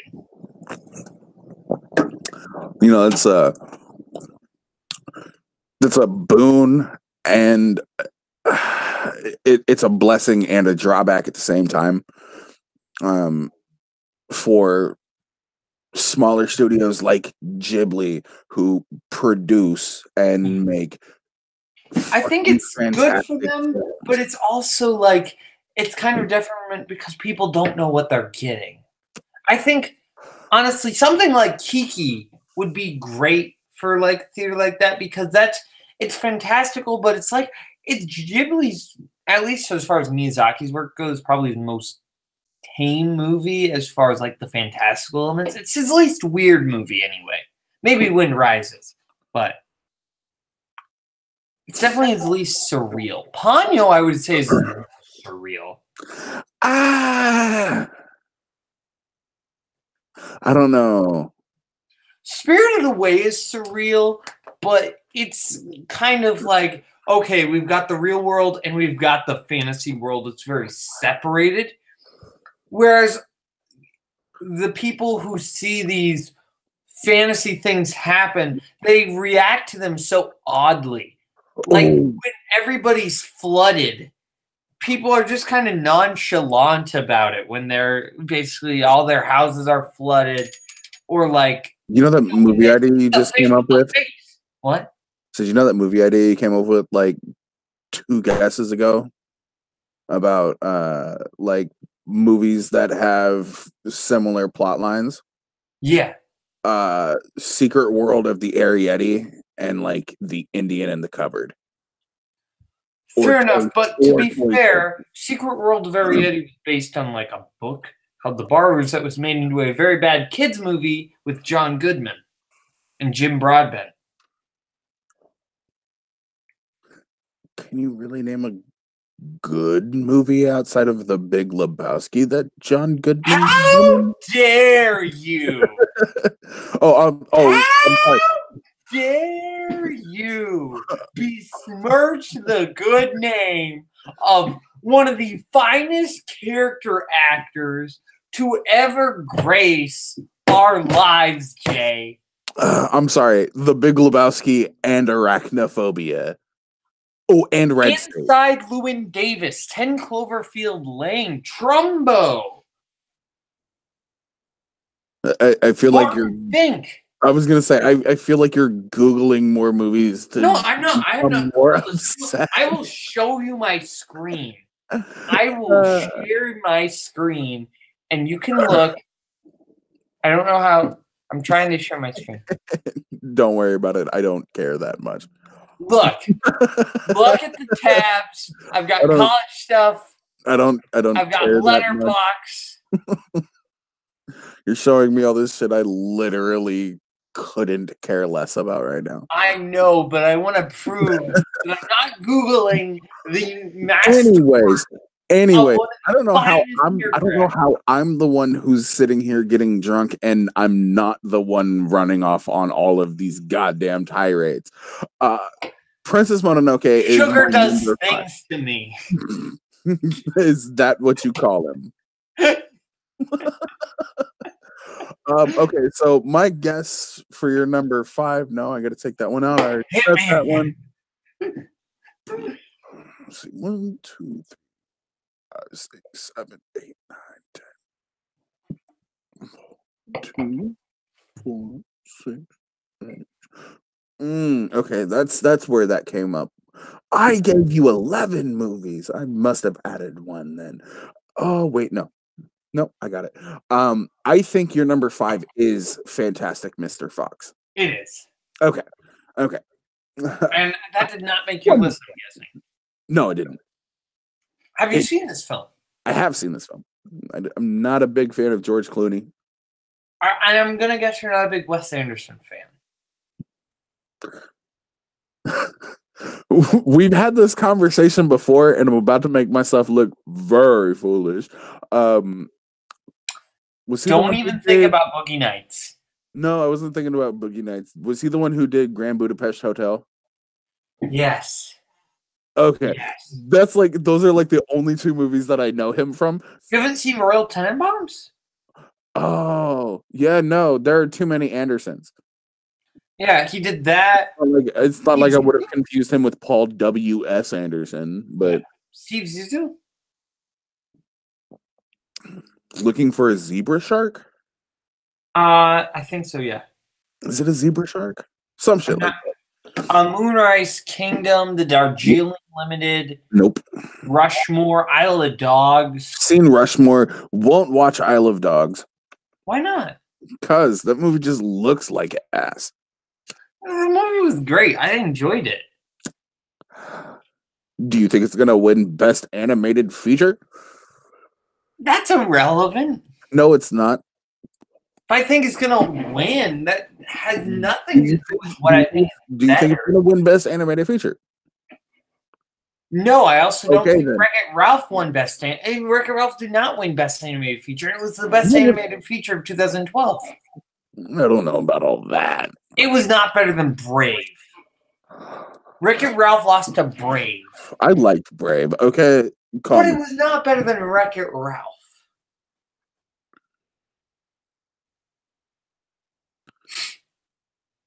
Or is that 2013?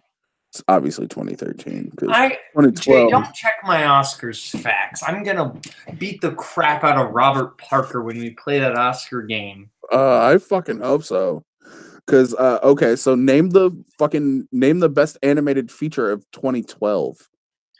Films released in 2012. Name the best animated feature Oscar winner of 2012. So you're talking about Rango then? Yes, I am talking about Rango. Okay, so you're talking about Oscars in 2012, movies released in 2011. I didn't say that, did I? I asked for the winner of the best animated. But that's Oscar. What you were asking. Movies released in 2011. I just looked for best animated feature winner 2012. Okay, I'm just gonna recite them off because I know all of them. Hold on. Yeah, go ahead. Start in 2001. Okay, you got Shrek. Do me a favor. Name the other 2 movies. Monsters, Inc. and Jimmy Neutron Boy Genius. I still think Jimmy Neutron Boy Genius should have won over Shrek. I would have picked Monsters, Inc. 02. 02, Spirited Away. Wait. Go ahead and name off the entire list and then tell me the winner. Okay, I don't know the entire list for 02. I know Lilo and Stitch is on there. Pretty sure Ice Age is on there. Yep. Treasure Planet on there? Treasure Planet is on there. You are missing 2 movies. You're missing 2 movies. All right. Ice Age, Treasure Planet, Lilo and Stitch, Spirited Away. Okay, you're missing 1 movie. Can you give me a hint? Yeah. Jeffrey Katzenberg was nominated for this movie. Okay. So it's DreamWorks then.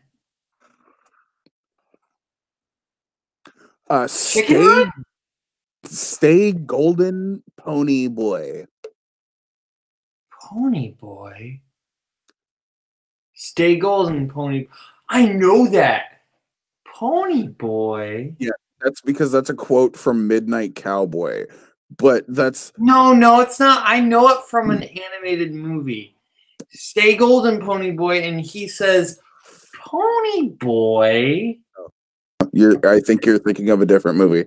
Don't Is it Spirited? I mean, is it Spirit? What's the full title? Spirit, the Legend of the Cimarron. Oh no, it's Spirit, Stallion of the Cimarron. 2003. 2003. This is easy. There's only 3 movies. Okay. So I won't say the Finding Nemo. I'm trying to think what else came out 2003. One of them is a foreign film. I will tell you that. Excuse me, Jesus Christ. I don't know. I don't know the foreign one. And then one of them has a character named Coda in it. Brother Bear got nominated. Yep, and then the other is a French animated film. Yeah, I have no idea for the French one. Actually, I've actually seen this movie, and it's really good. It's The Triplets of Belleville. Oh, I've vaguely heard of that. 2004. Incredibles, Shark Tale. You shit on it, but it was nominated for an Oscar. Yeah, it makes no sense. Incredibles, Shark Tale, and Shrek 2.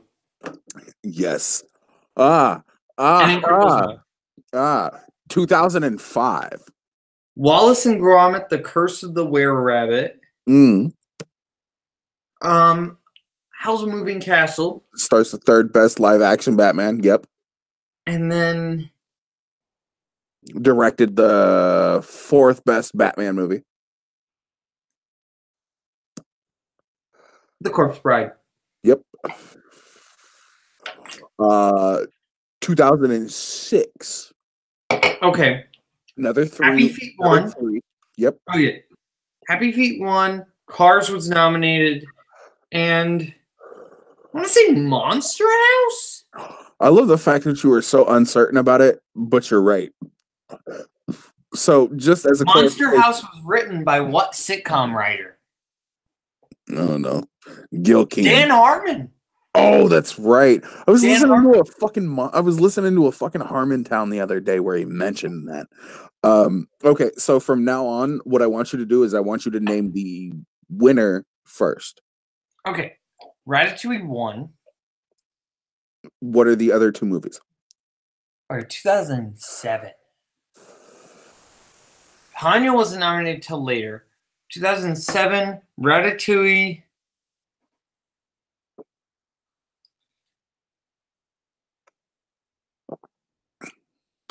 Can you help me out here? One of them starred both John Heder. Oh, Surf's Up.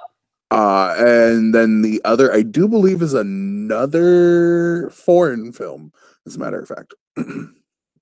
Give me help with that, because I have no idea.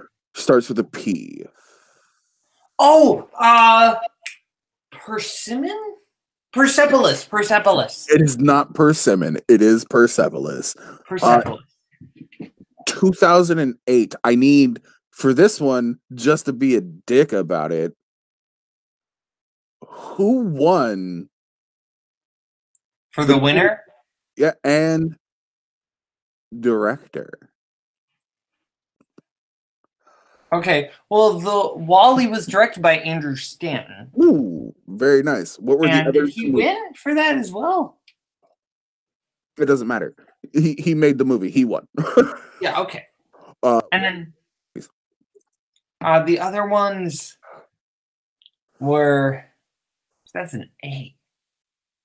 2008. I'll give you. Kung Fu Panda. What was the other one? Can you Ponyo? Nope. Oh, was Ponyo nominated? No. Okay, you're not gonna tell me. That's fine. No, it wasn't. Not in 2008, at least. Okay. I will give you one gigantic hint and say John Travolta. Bolt got a nomination? Bolt got a nomination. 2009. Okay, Up won. And Ponyo, I'm guessing, got a nomination then. Nope. But you Oh. also didn't tell me who directed Up. Oh, Pete Docter. Okay. You have 4 more movies. Fantastic Mr. Fox. I'm going to say Coraline. You're missing 2 movies. One we've already talked about. 9? Nope. Timur Babendikov is not on this list. 9 movies from 2009 that we've talked about.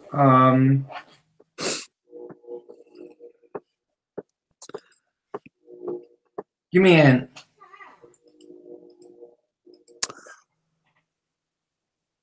There's an alligator who impersonates a very famous trumpet player. Oh, Princess and the Frog. Mm-hmm. And then the last one, I'm gonna give this one because I've never heard of this movie. The Secret of Kells. Oh, I've heard of that. 2010. All right. How to Train Your Dragon, Toy Story 3, The Illusionist. I need you to start and with Leon Critch. What? So I need you to start with the Oscar winner. Leon Critch won for Toy Story 3. Fair enough. Okay. 2011. Okay. Rango Gore Verbinski. Okay.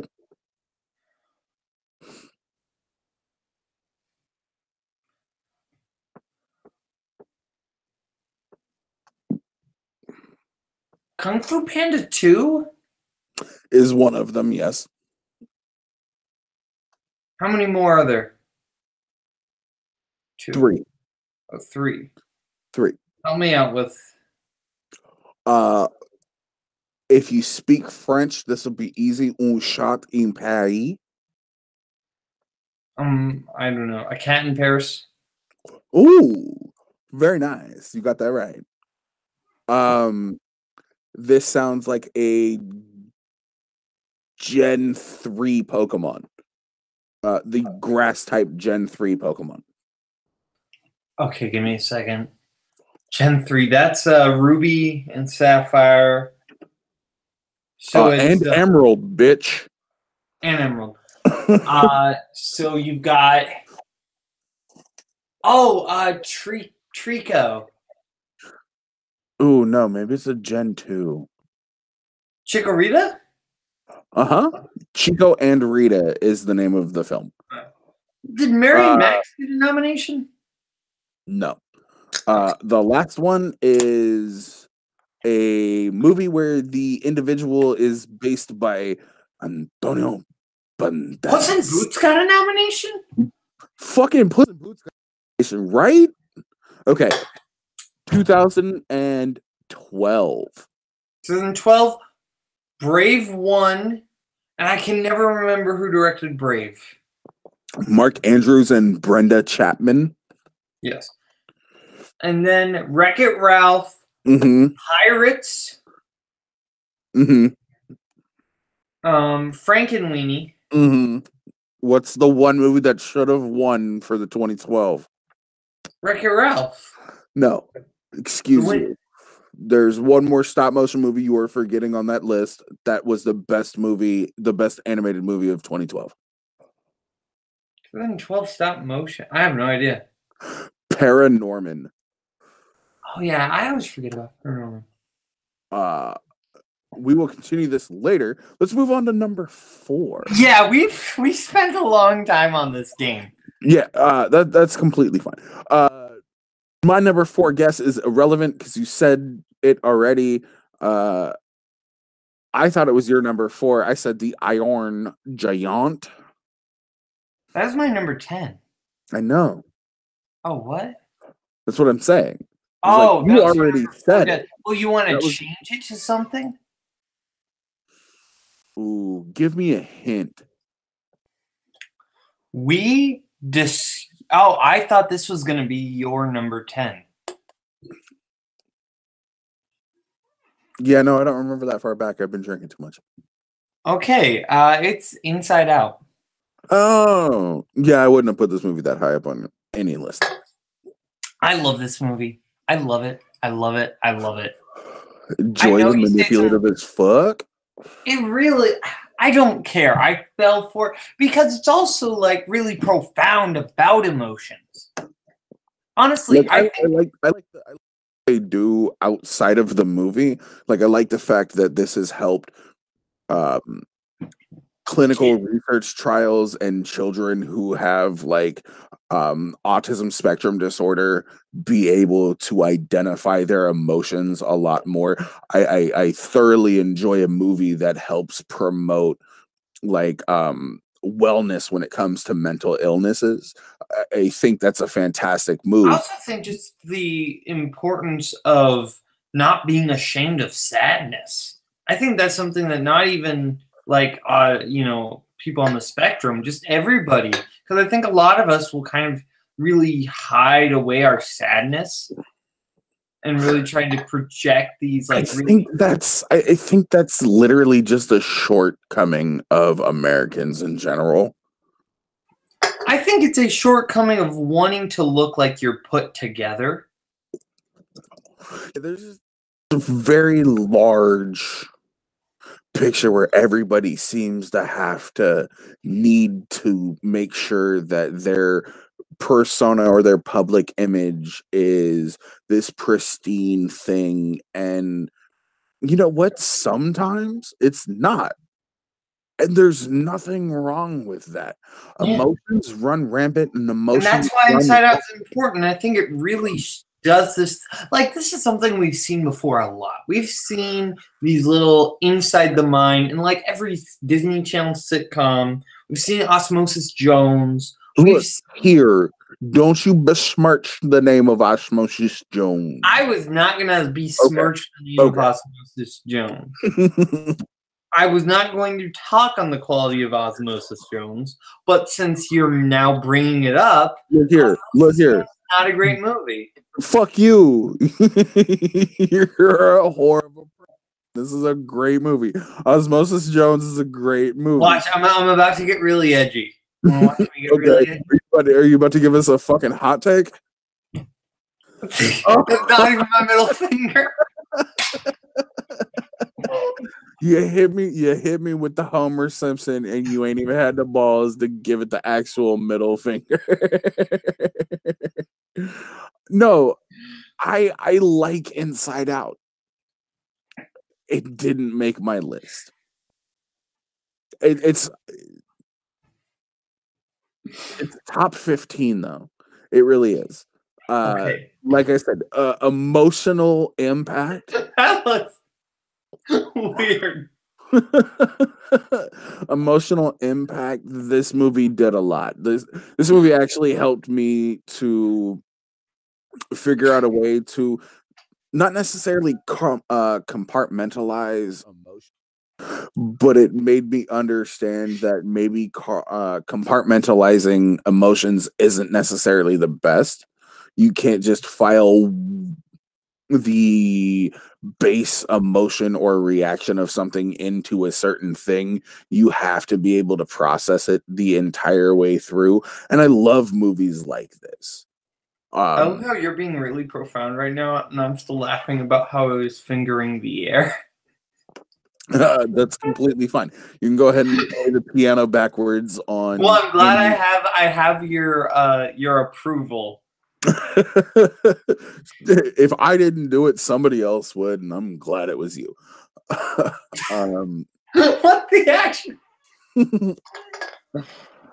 No, I like this movie. I like the cast of this movie.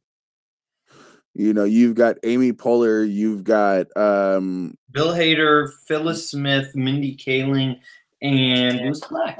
And also Richard Kind as Bing Bong.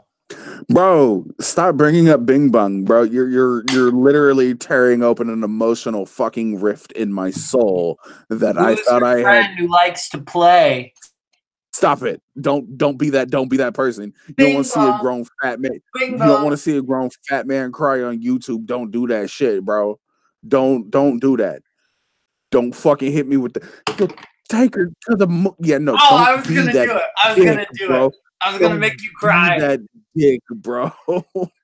I will to Okay, quote, time for I've evil been watching a Caleb. lot of South Park. I've Evil been watching Caleb South here. Park a lot in the What last up, couple of guys? Edgy Caleb. it's Edgelord Caleb Boatman. Hey, the Holocaust. What if we made Oh, jokes no. about it? Oh, no. Edgy. Oh no. He's not about to make a Holocaust joke wearing a skull cap. Oh my god, that's so terrible.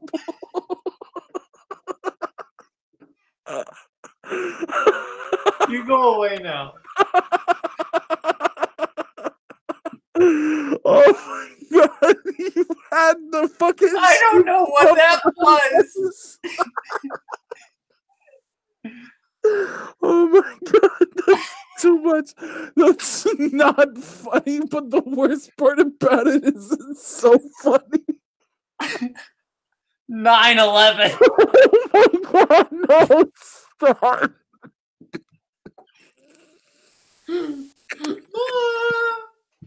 I'm sorry.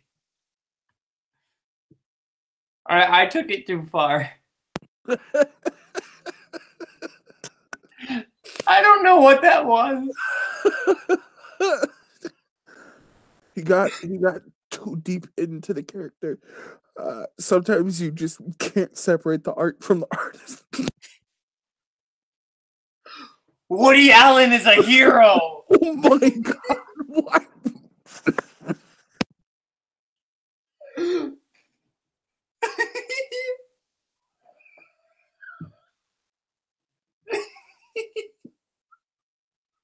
Oh my god, no, stop.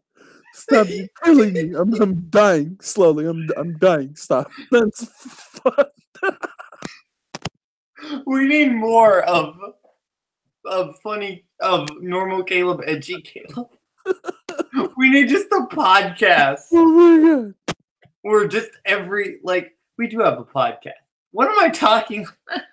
How are you the one who drinks? And I just had You're doing all of this. I have no idea, but it's so amazing.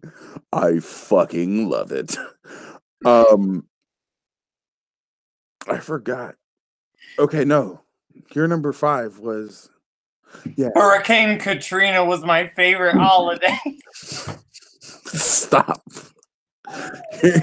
That's too soon. It's too soon. I'm sorry. I'm done. That's too far. It's too soon.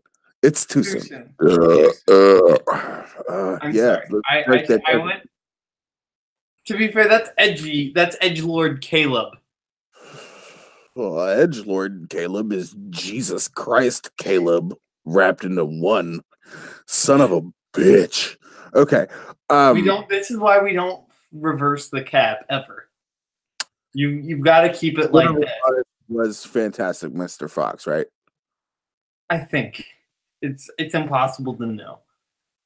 Yeah, at this point in time, we're just gonna go with that was your number 5 because Jesus fucking. And my number 4 was Inside Out. Oh, that's what we're on. That's right. That's what we're on. So go ahead and banter back and forth with yourself right quick. I'll be back in like 30, 45 seconds. Make sure there's not a whole lot of dead air. Okay, guys, welcome to the Caleb Boatman Show. We're gonna talk about cans. Cans are great.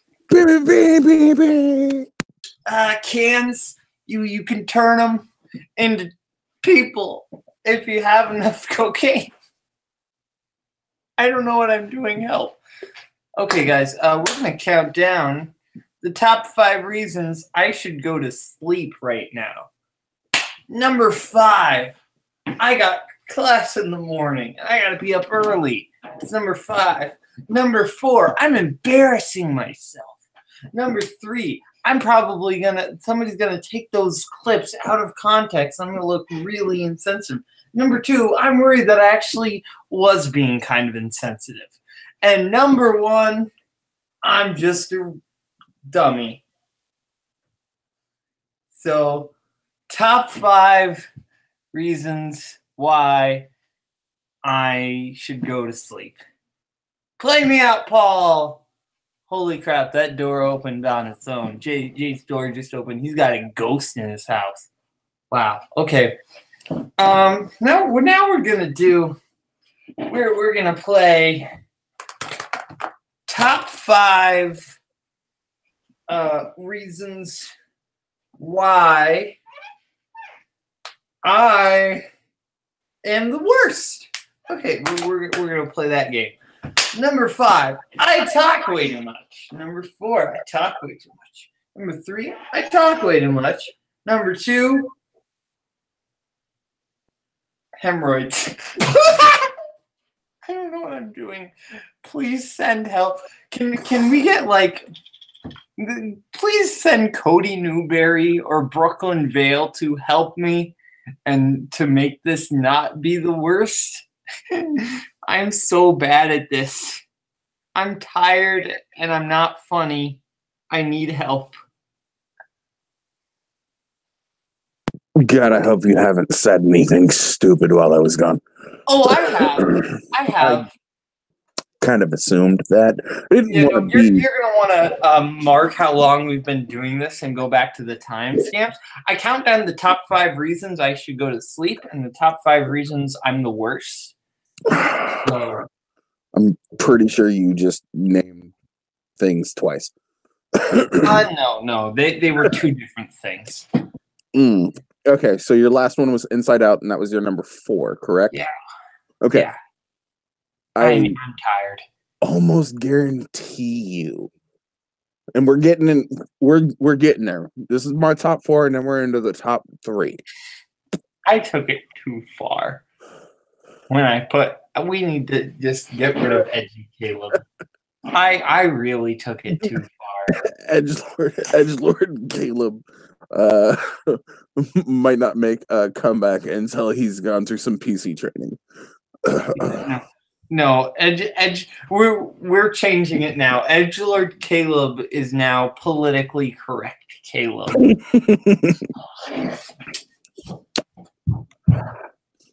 Okay. Let's see if you can guess. Okay. Hello, guys. Hello, people. This is politically correct. Caleb. This is PC Caleb, even though he's wearing the Punisher. I'm sorry. I don't mean to offend with the skulls. I should remember to be all inclusive to everybody's sensitivities. Quit being a pussy. Here. You're being a pussy right now. I need you to stop. I need you to just be Khalid. All right. Okay. You want me to be Khalid? Khalid. Show me where your love lies. Oh, I see what you did there. But you didn't yell your name like 3 times in a row like you're a Pokemon. So you're failing. I can. DJ Boatman! We the best music! Okay, I did all I needed to do. How is this me? And I am not on any substances or altering things except sugar and lack of sleep. Sugar and lack of sleep is also the Ohio term for methamphetamines. Just putting that out there. I live in Iowa, though. Ohio, Iowa, hot take. Nobody cares. They're the same thing. Okay, what do you think my number 4 is? I'm gonna say your number 4 is a really nice pillow. It's don't be a jackass. Give me a little guess. Secret and M. No. Why would The Secret and them make my list? That movie's I don't terrible. know. That movie fucking scarred everybody. I watched that for the first time this year. Did that emotionally scar you? Not really. When you didn't watch it when you were young enough. To be fair, No. I did watch it when I was young, but I completely blacked it out of my memory. No shit, that's normally what you do with a traumatic memory, sir. And The Secret in them Angela, is speaking of traumatic memories, I am not going to put this on. no, okay. So Too edgy. Too edgy. ooh, 3 edgy, 5 me. my Okay, number this is four. the Caleb Coho hat. That's what this is. This is just Caleb Coho. My You number want four. some fandom Oscars questions? No, what I would prefer is any fucking question about an animated movie that has to do with the plot, not who fucking directed it or who fucking scored it. Thank you very much. How many flowers are on the door in Monsters Inc? 5, bitch. 5. You know how I know that? I'm the one who asked y'all that question. I know. I was. Wow, gosh, that was such a dumb question. Even though it was an exhibition match, I'm gonna get so mad about it. I'm gonna grow my beard long, and I'm gonna get a Manchester by the Sea poster. I'm gonna get myself kicked out of the trivia league, even though that was not his fault. But, okay, I probably shouldn't have even said that. Hot takes. Oh my god. Oh, they went down the. No. So it's not. I should really stop talking. Probably. It's not whatever dumbass movie you said. It's another dumbass movie you've probably never heard of, but they did a live action remake starring Scarlett Johansson. Ghost in the Shell. Yeah, Shiro Masamune is Ghost in a Shell.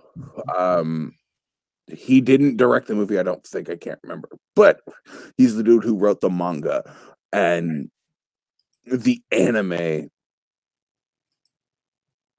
The animated version of this movie is fucking fantastic. It's like some sections of Children of Men meet Blade Runner. And if that doesn't excite you to watch an anime movie, a movie that is done in like a high futuristic, not necessarily steampunk, but a futuristic setting, you're watching the wrong movies. This movie, watched subbed, not dubbed, is one of my favorite movies of all time. I almost put the second one on there, Ghosts of Innocence. Two Ghosts, Two Shell. Don't do that. Ghost Harder. You're trying to be edgy, and you're missing out. It's Ghost. I don't even know what I'm doing. Tokyo Drift. I'm just kind of here.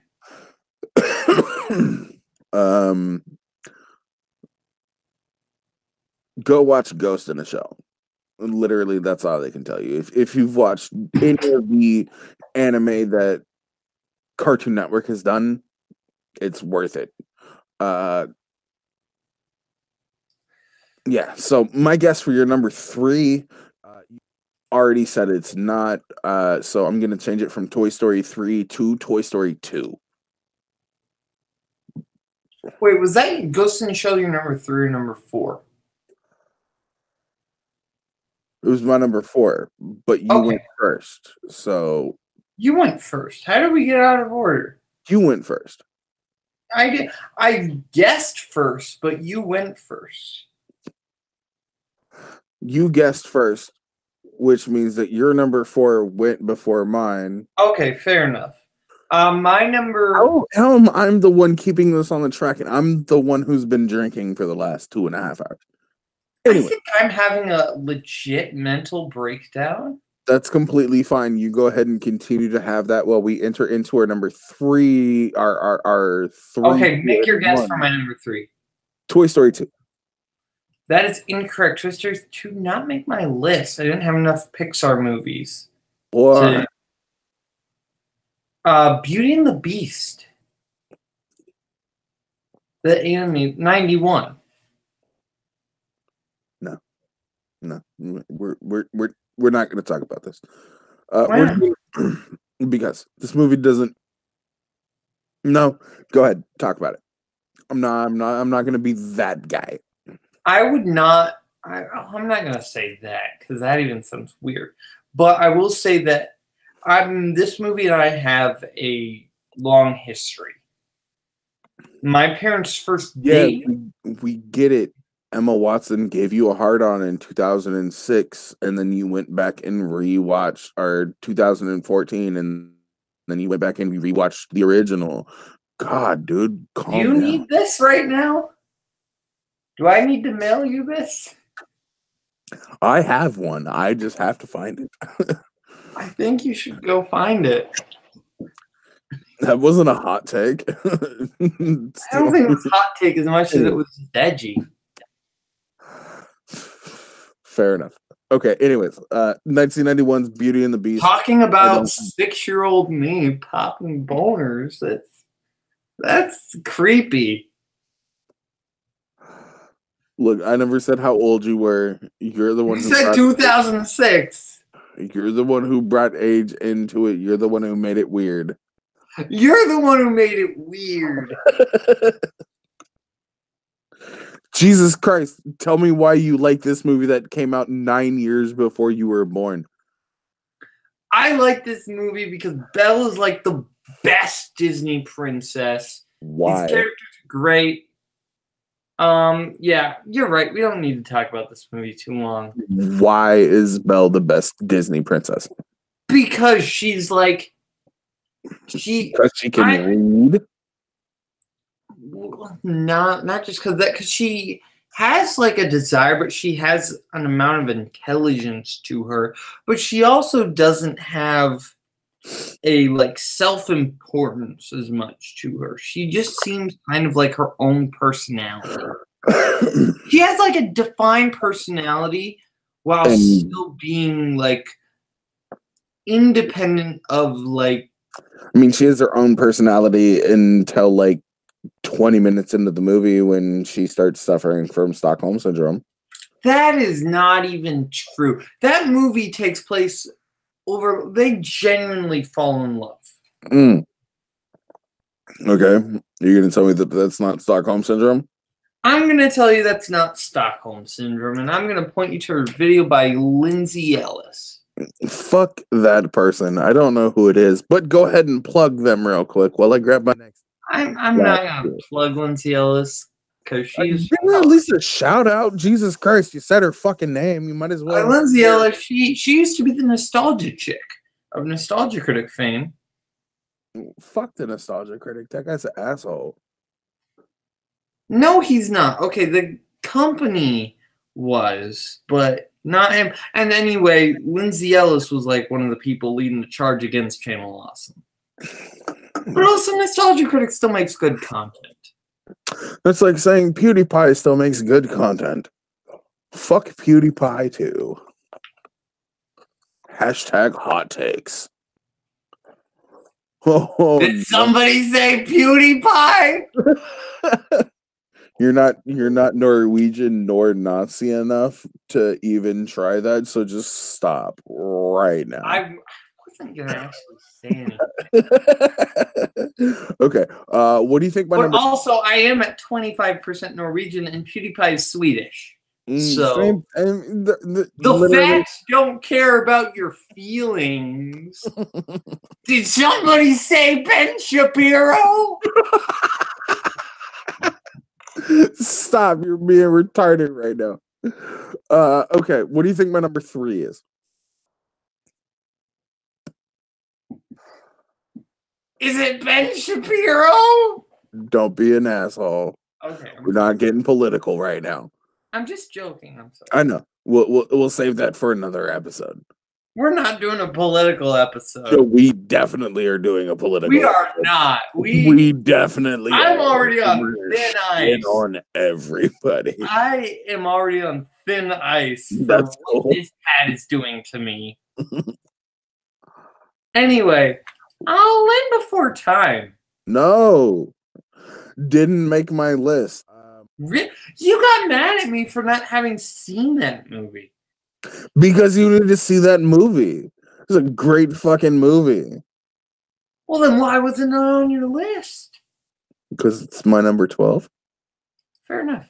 Okay, what's your number 3? My number 3 is actually Chicken Run. I've never seen Chicken Run. Oh my god. Okay, so outside of The Patriot, this is legitimately my favorite Mel Gibson movie of all time. A Roland Emmerich movie is your favorite Mel Gibson movie? I said outside of The Patriot. Yeah, you said that meaning that The Patriot is your favorite Mel Gibson movie. No, Chicken Run is my favorite Mel Gibson movie. I thought you said outside of The Patriot, Chicken Run is your favorite. Well, that means that it's number 2. Yeah, Chicken Run is your number 2. That's what you're saying. No. With outside, if I said outside of Guardians of the Galaxy, Infinity War is my favorite.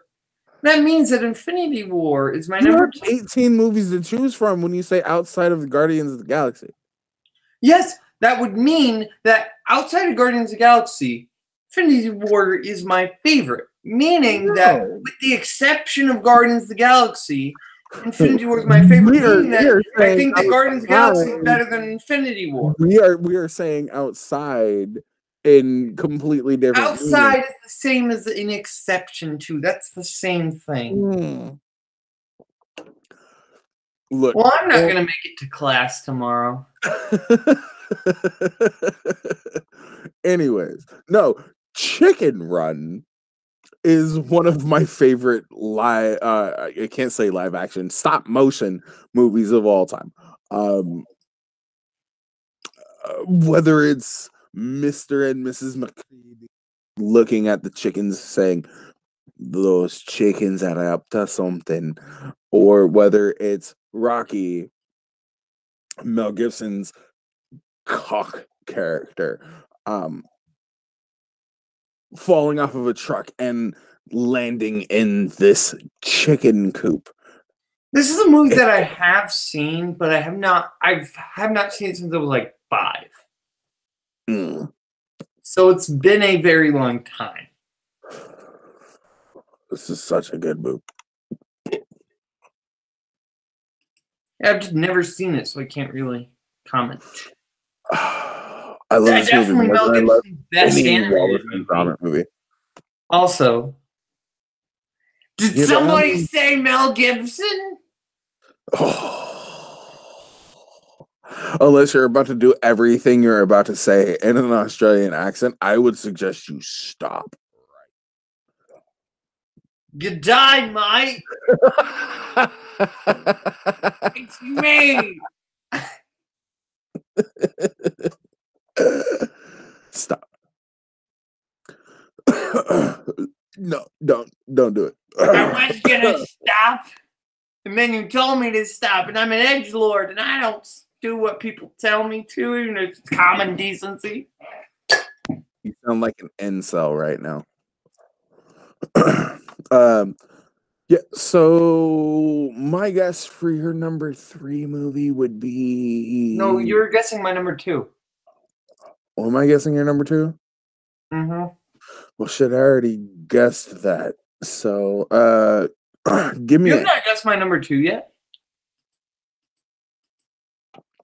No, I already guessed your number 2. I changed what I thought your number 2 was. Oh, okay. So give me a hint. It's Pixar. Okay. Pixar's best movie. In my opinion. What? I said Cars 2. Oh, you had some syllables in there. Yeah, there are a couple when you say the word cars. Yes. Ooh. I thought this is a movie about an animal. Voices. Give me voices. Okay. Ian Holm and Peter O'Toole. And also Uh-uh. Will Arnett.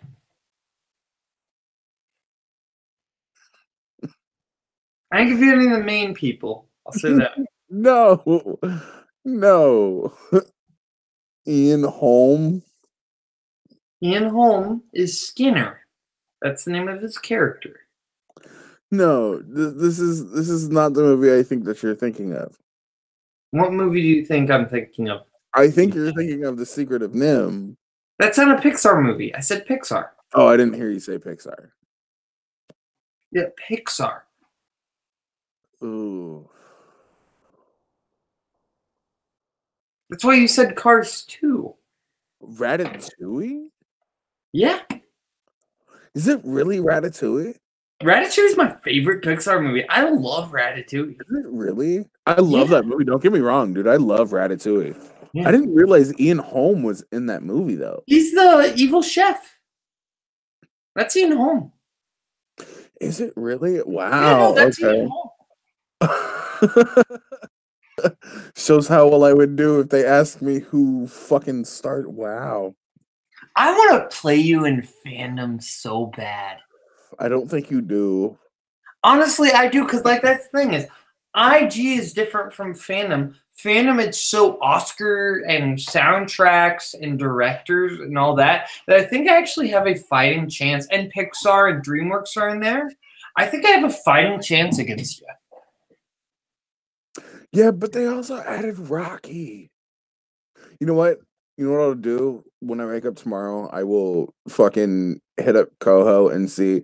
Like, I don't care if it's an exhibition match or whatnot. I'll definitely play you. I have no fucking problems with that whatsoever. I mean, I've got to play Sean first. That's okay. Do you watch my match against Sean? I mean, yeah, but you beat him in all IG though. Well, IG fandom, literally the exact. There is a difference though. What's the difference? The difference is that I'm better at fandom. Okay, so the And difference that is fandom has DreamWorks and Pixar and Disney in there. That's the difference. okay. So what you're saying is that the difference is subjective. It's not subjective. That is subjective. There are way more categories in fandom. That's objective. No, they're not though. That's just it. Yes, there are. There are all the categories that are in IG in fandom, with the exception of the fact that now they've taken out Back to the Future and Indiana Jones. There are more categories. Like that's the only thing is because they didn't only add 2. There's 16 categories in IG though. Well, IG has like movie are, release dates, but I don't count that as like categories. I need help with that too. So tomorrow, what I need you to do, I don't care what you're doing. I need questions. I play. Tomorrow is so busy for me. I don't care, bro. I just need you to send them to me on Messenger. You know, probably tomorrow night once I get back, I can probably. I literally have we are off on a tangent, and I should really get to bed if I want to get to class. So, honestly, I'm probably just gonna blow off this class tomorrow. So we can keep talking. Number 2, I said was for you was Fantastic Mr. Fox, but I changed that to number 5. So I'll say that your number. Ratatouille. That's my number 2. Oh, that was your number 2. Okay. So what do you think my number 2 is? Oh, we don't get to talk about Ratatouille a little bit more? Oh, I'm sorry. Patton Oswalt's super funny. Brad Garrett's character was fat and short and died. Good movie. Not all dirty things are bad. Great movie about like following your dreams without feeling like cheesy about it. And but It still just, kind of made you feel like a piece of shit because the person that you're following is literally the one thing associated with dirt. I mean, And yes, but it's nastiness. showing you that thing that you're not defined by what you are and where you came from, though. Remember who I mean, the you main message of that are. movie is, a great artist can come from anywhere. And also what that movie says about criticism in general is really fascinating because usually when movies take on criticism, they're usually pretty nasty about it. You have like stuff like Are you Lady in the telling me that Water. Anton Ego wasn't a nasty character? He was not like, Anton but Ego was his a redemptive fucking arc terrible in character. the end, that essay is a complete defense of the art of criticism. That thing at the end of the movie, his monologue at the end is Pixar saying critics have a reason to exist. We might not always love them, but they have a reason to Or exist. agree with them. Yeah, we might not always agree with them, I get but what they you're have a saying. clear reason to exist. Do they though? I think Ratatouille gives a pretty good defense of critics because I think critics are when Does it though? what? Does it though? I think it does. You No, I'm just being an asshole at that point in time. I think you're being an gotta- edgy. You're being edgy Jay. Which honestly, let's face it, edgy Jay is more regular Jay. Mm. You are more edgy than I am. I don't try to be. I know you don't try to be edgy. My I was being personality, ironically edgy. I don't know if you were being ironically edgy. I think that because it didn't hit in a certain way, you want people to think that it was being ironic because you have this. No, I'm kidding. Okay, we're unlisting this episode. Nobody gets to watch it. Oh no, I'm sharing this in confidential cinema. I'm sharing this with Take Three. I'm sharing this with Joe. If you share it with Take Three, Chris Clark's gonna come back to Full Metal just to kick me out. Okay, what do you think my number 2 is? Your number 2 is this is tough because my number 2 is I think now will probably end up being your number 1. So I'm gonna say, I'm just gonna say Iron Giant. My number 2 is the Iron Giant. Oh, my number 2 no idea what your number 1 is then. My number 2 is the Iron Giant. Okay. I loved everybody's acting in this movie. I thoroughly enjoyed this movie. This is a great movie. This great movie. Really kind of portrays the fear that everybody had during the Cold War. It's not very long after the end of World War II. There is very much this air of almost a McCarthyism aspect to this movie. And they do such a good job with it, especially with the naming. Nobody's going to name their child Hogarth anymore. Jesus fucking Christ. If that kid wasn't raised fucking 50s and 60s, he never would have survived. Hogarth would have been the 19th school shooting in 2000. Whoa! Yeah, I said it. Edgelord Take like it. a motherfucker.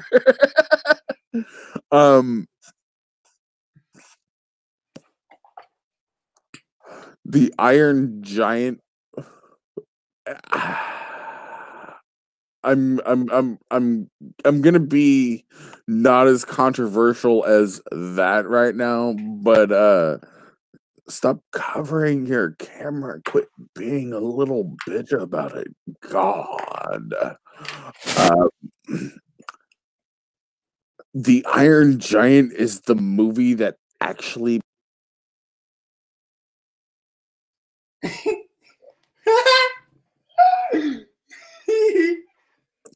don't try to mute me like that, you son of a bitch. The Iron Giant. Here to I'm gonna kick you in the nuts. No, the Iron Giant is the movie that really did prove to me that like Vin Diesel, even without seeing his face, could portray emotion and be this character that has some portentous reason of being. Now, Mr. Potato was really great as the Iron Giant. Huh? Mr. Potato had as great as the Iron Giant. I mean, fair enough, but at the exact same point in time, if somebody said to you and he was a fucking 300-foot giant Iron Man, take your fucking hoodie off the camera, Jesus Christ. It's a beanie, you racist.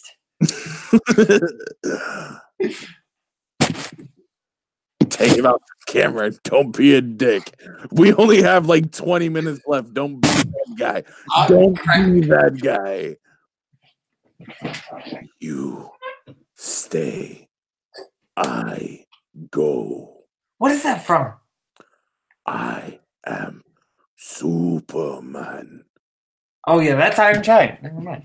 Oh, shit. It's Iron Giant, you fucking weirdo. I'm really tired, so my brain capacity is like at 20% right now. Look, we could have ended this like 45 minutes ago, but you're the one who had to continue going off on fucking tirades. Yes, but touche. Yeah, that's what the fuck I thought. Okay, I think your number one movie of all time when it comes to animated is... You know it. What? Said I think it's a Miyazaki film. It is. You know it. Yeah. San was not her original name. I think her original name was Chihiro. You don't take gold from this person. Her parents both turned into pigs, and there should never be a sequel of this film because it means absolutely nothing. Yeah, Tim Smith. Yeah, T.M. Smith. Wait, is that Tim or Tim the Hulk? Which Tim are you playing in Nerdgasm? I'm playing the one that can't spell correctly. So if he argues as well as he spells, I've got this in the bag. Is that Tim Smith? Yeah, it's the commissioner. I can't hate on Tim Smith because he's technically now Apocalypse's manager. Spoilers. Well, no, if you watch that after show episode I was on, it was revealed. Yeah, I didn't do that. And I think that's a really bad move. I think if you wanted a manager for your fucking faction, y'all should have chose me. Honestly, if they... I'm not going to say... We'll talk after. I should not say anymore. I think your number one movie of all time, which you've already stated is true, and it is my number one. Hold up. Let's go ahead and hit the screen share option. Where the fuck that at? Cameraman. Nope, that's the wrong one. Oh, wait, no. No, that's the wrong one. I'm not sure if this show Edward Caleb. Amazing Edward or Caleb. What? Okay. What? See this list right here? Yeah. See this list right here? Yeah. Don't look right there. I can't see anything. All I see is you. Spirited Away. It's my number one pick, which means I think I got 2 out of this. Probably. I got Fantastic Mr. Fox at number 5. Yeah. To be fair, I gave that away. I didn't pick up on it if you did. And I'm not going to be like, haha, no, I got one over on you. I think you actually have more on your list of guesses. Because you had Spider-Man Into the Spider-Verse, you had Princess Mononoke, and you had the Iron Giant. Yes. Whereas you didn't have Toy Story 3. You didn't. So what's your number one? Spider-Man Into Oh, the that Spider-Verse. I forgot that we haven't That actually talked about is this yet. my number one. Whoa. Yeah. I don't even care what your guess for my number one is, because I didn't have a guess. that should have been your guess. Well, my Spider-Man guess into the was Princess Spider-Verse. Mononoke. Mm. Yeah, you were off by about 4. Um, Spider-Man into the Spider-Verse did one thing that I was not expecting it to do. And that was blow my fucking mind. Spider-Man into the Spider-Verse connect 6 different spider people in a way that I never thought was possible, even whether it came to a live action movie or an animated movie, and it made a coherent story out of it. It brought the pages of a comic book to life. And I know our friend, the comic book lad, all one word, Grant Gregory, doesn't like it. I've never talked to Grant. I didn't about that movie. I didn't know that he didn't like it. He doesn't like the way that it's filmed. Oh yeah, he did talk about that a little bit. He was talking about it last night. He doesn't like the way that it was filmed. I thoroughly fucking enjoy it. If you turn your motion blur off on your TV and you watch this movie, oh my god, it does so many things. They do so many things that you just literally can't look at it and be like, oh, what?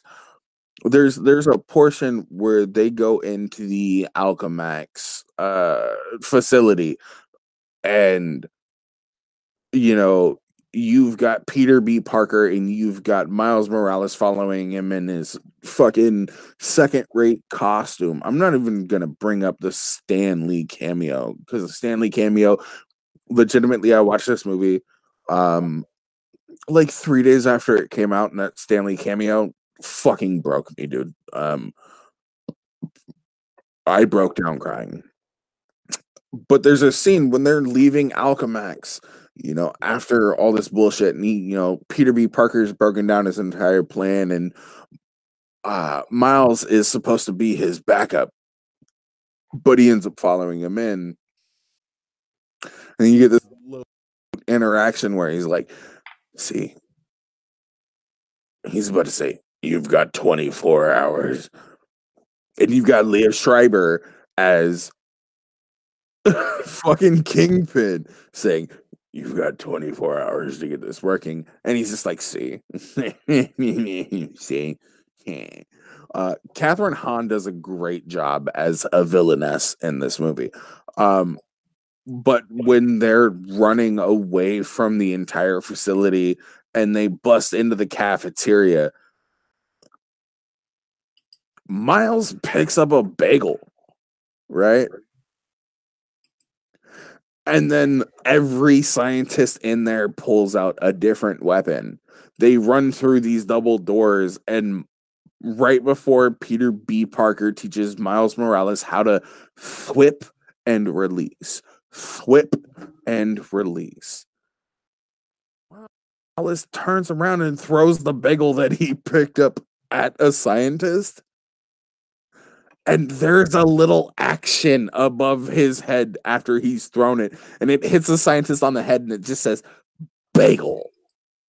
Like, the fucking detail that they put into this movie with the Bandai dots, the hatching, the fact that they switched from 2D to 3D animation in this movie is one of the reasons why this movie is going to win the best animated feature Oscar, and B is the best animated movie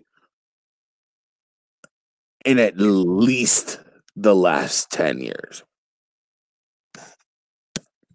The only movie that I can say that comes close to this movie in the last 10 years that has come out was nominated for Oscar in 2009, which means that it came out in 2008, which means the movie came out 11 years ago, which means the movie was Coraline.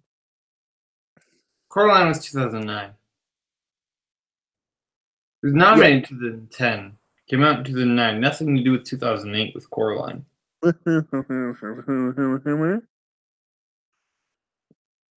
Go back, relook at it. My guess for your number one is Toy Story 2.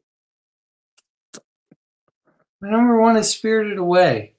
Oh, I said that already. It doesn't matter. Yeah. We talked about it pretty much. It doesn't matter. This has evolved into some really weird shit, but This was kind of the best thing and the worst thing ever. Spirited Away. I know, right?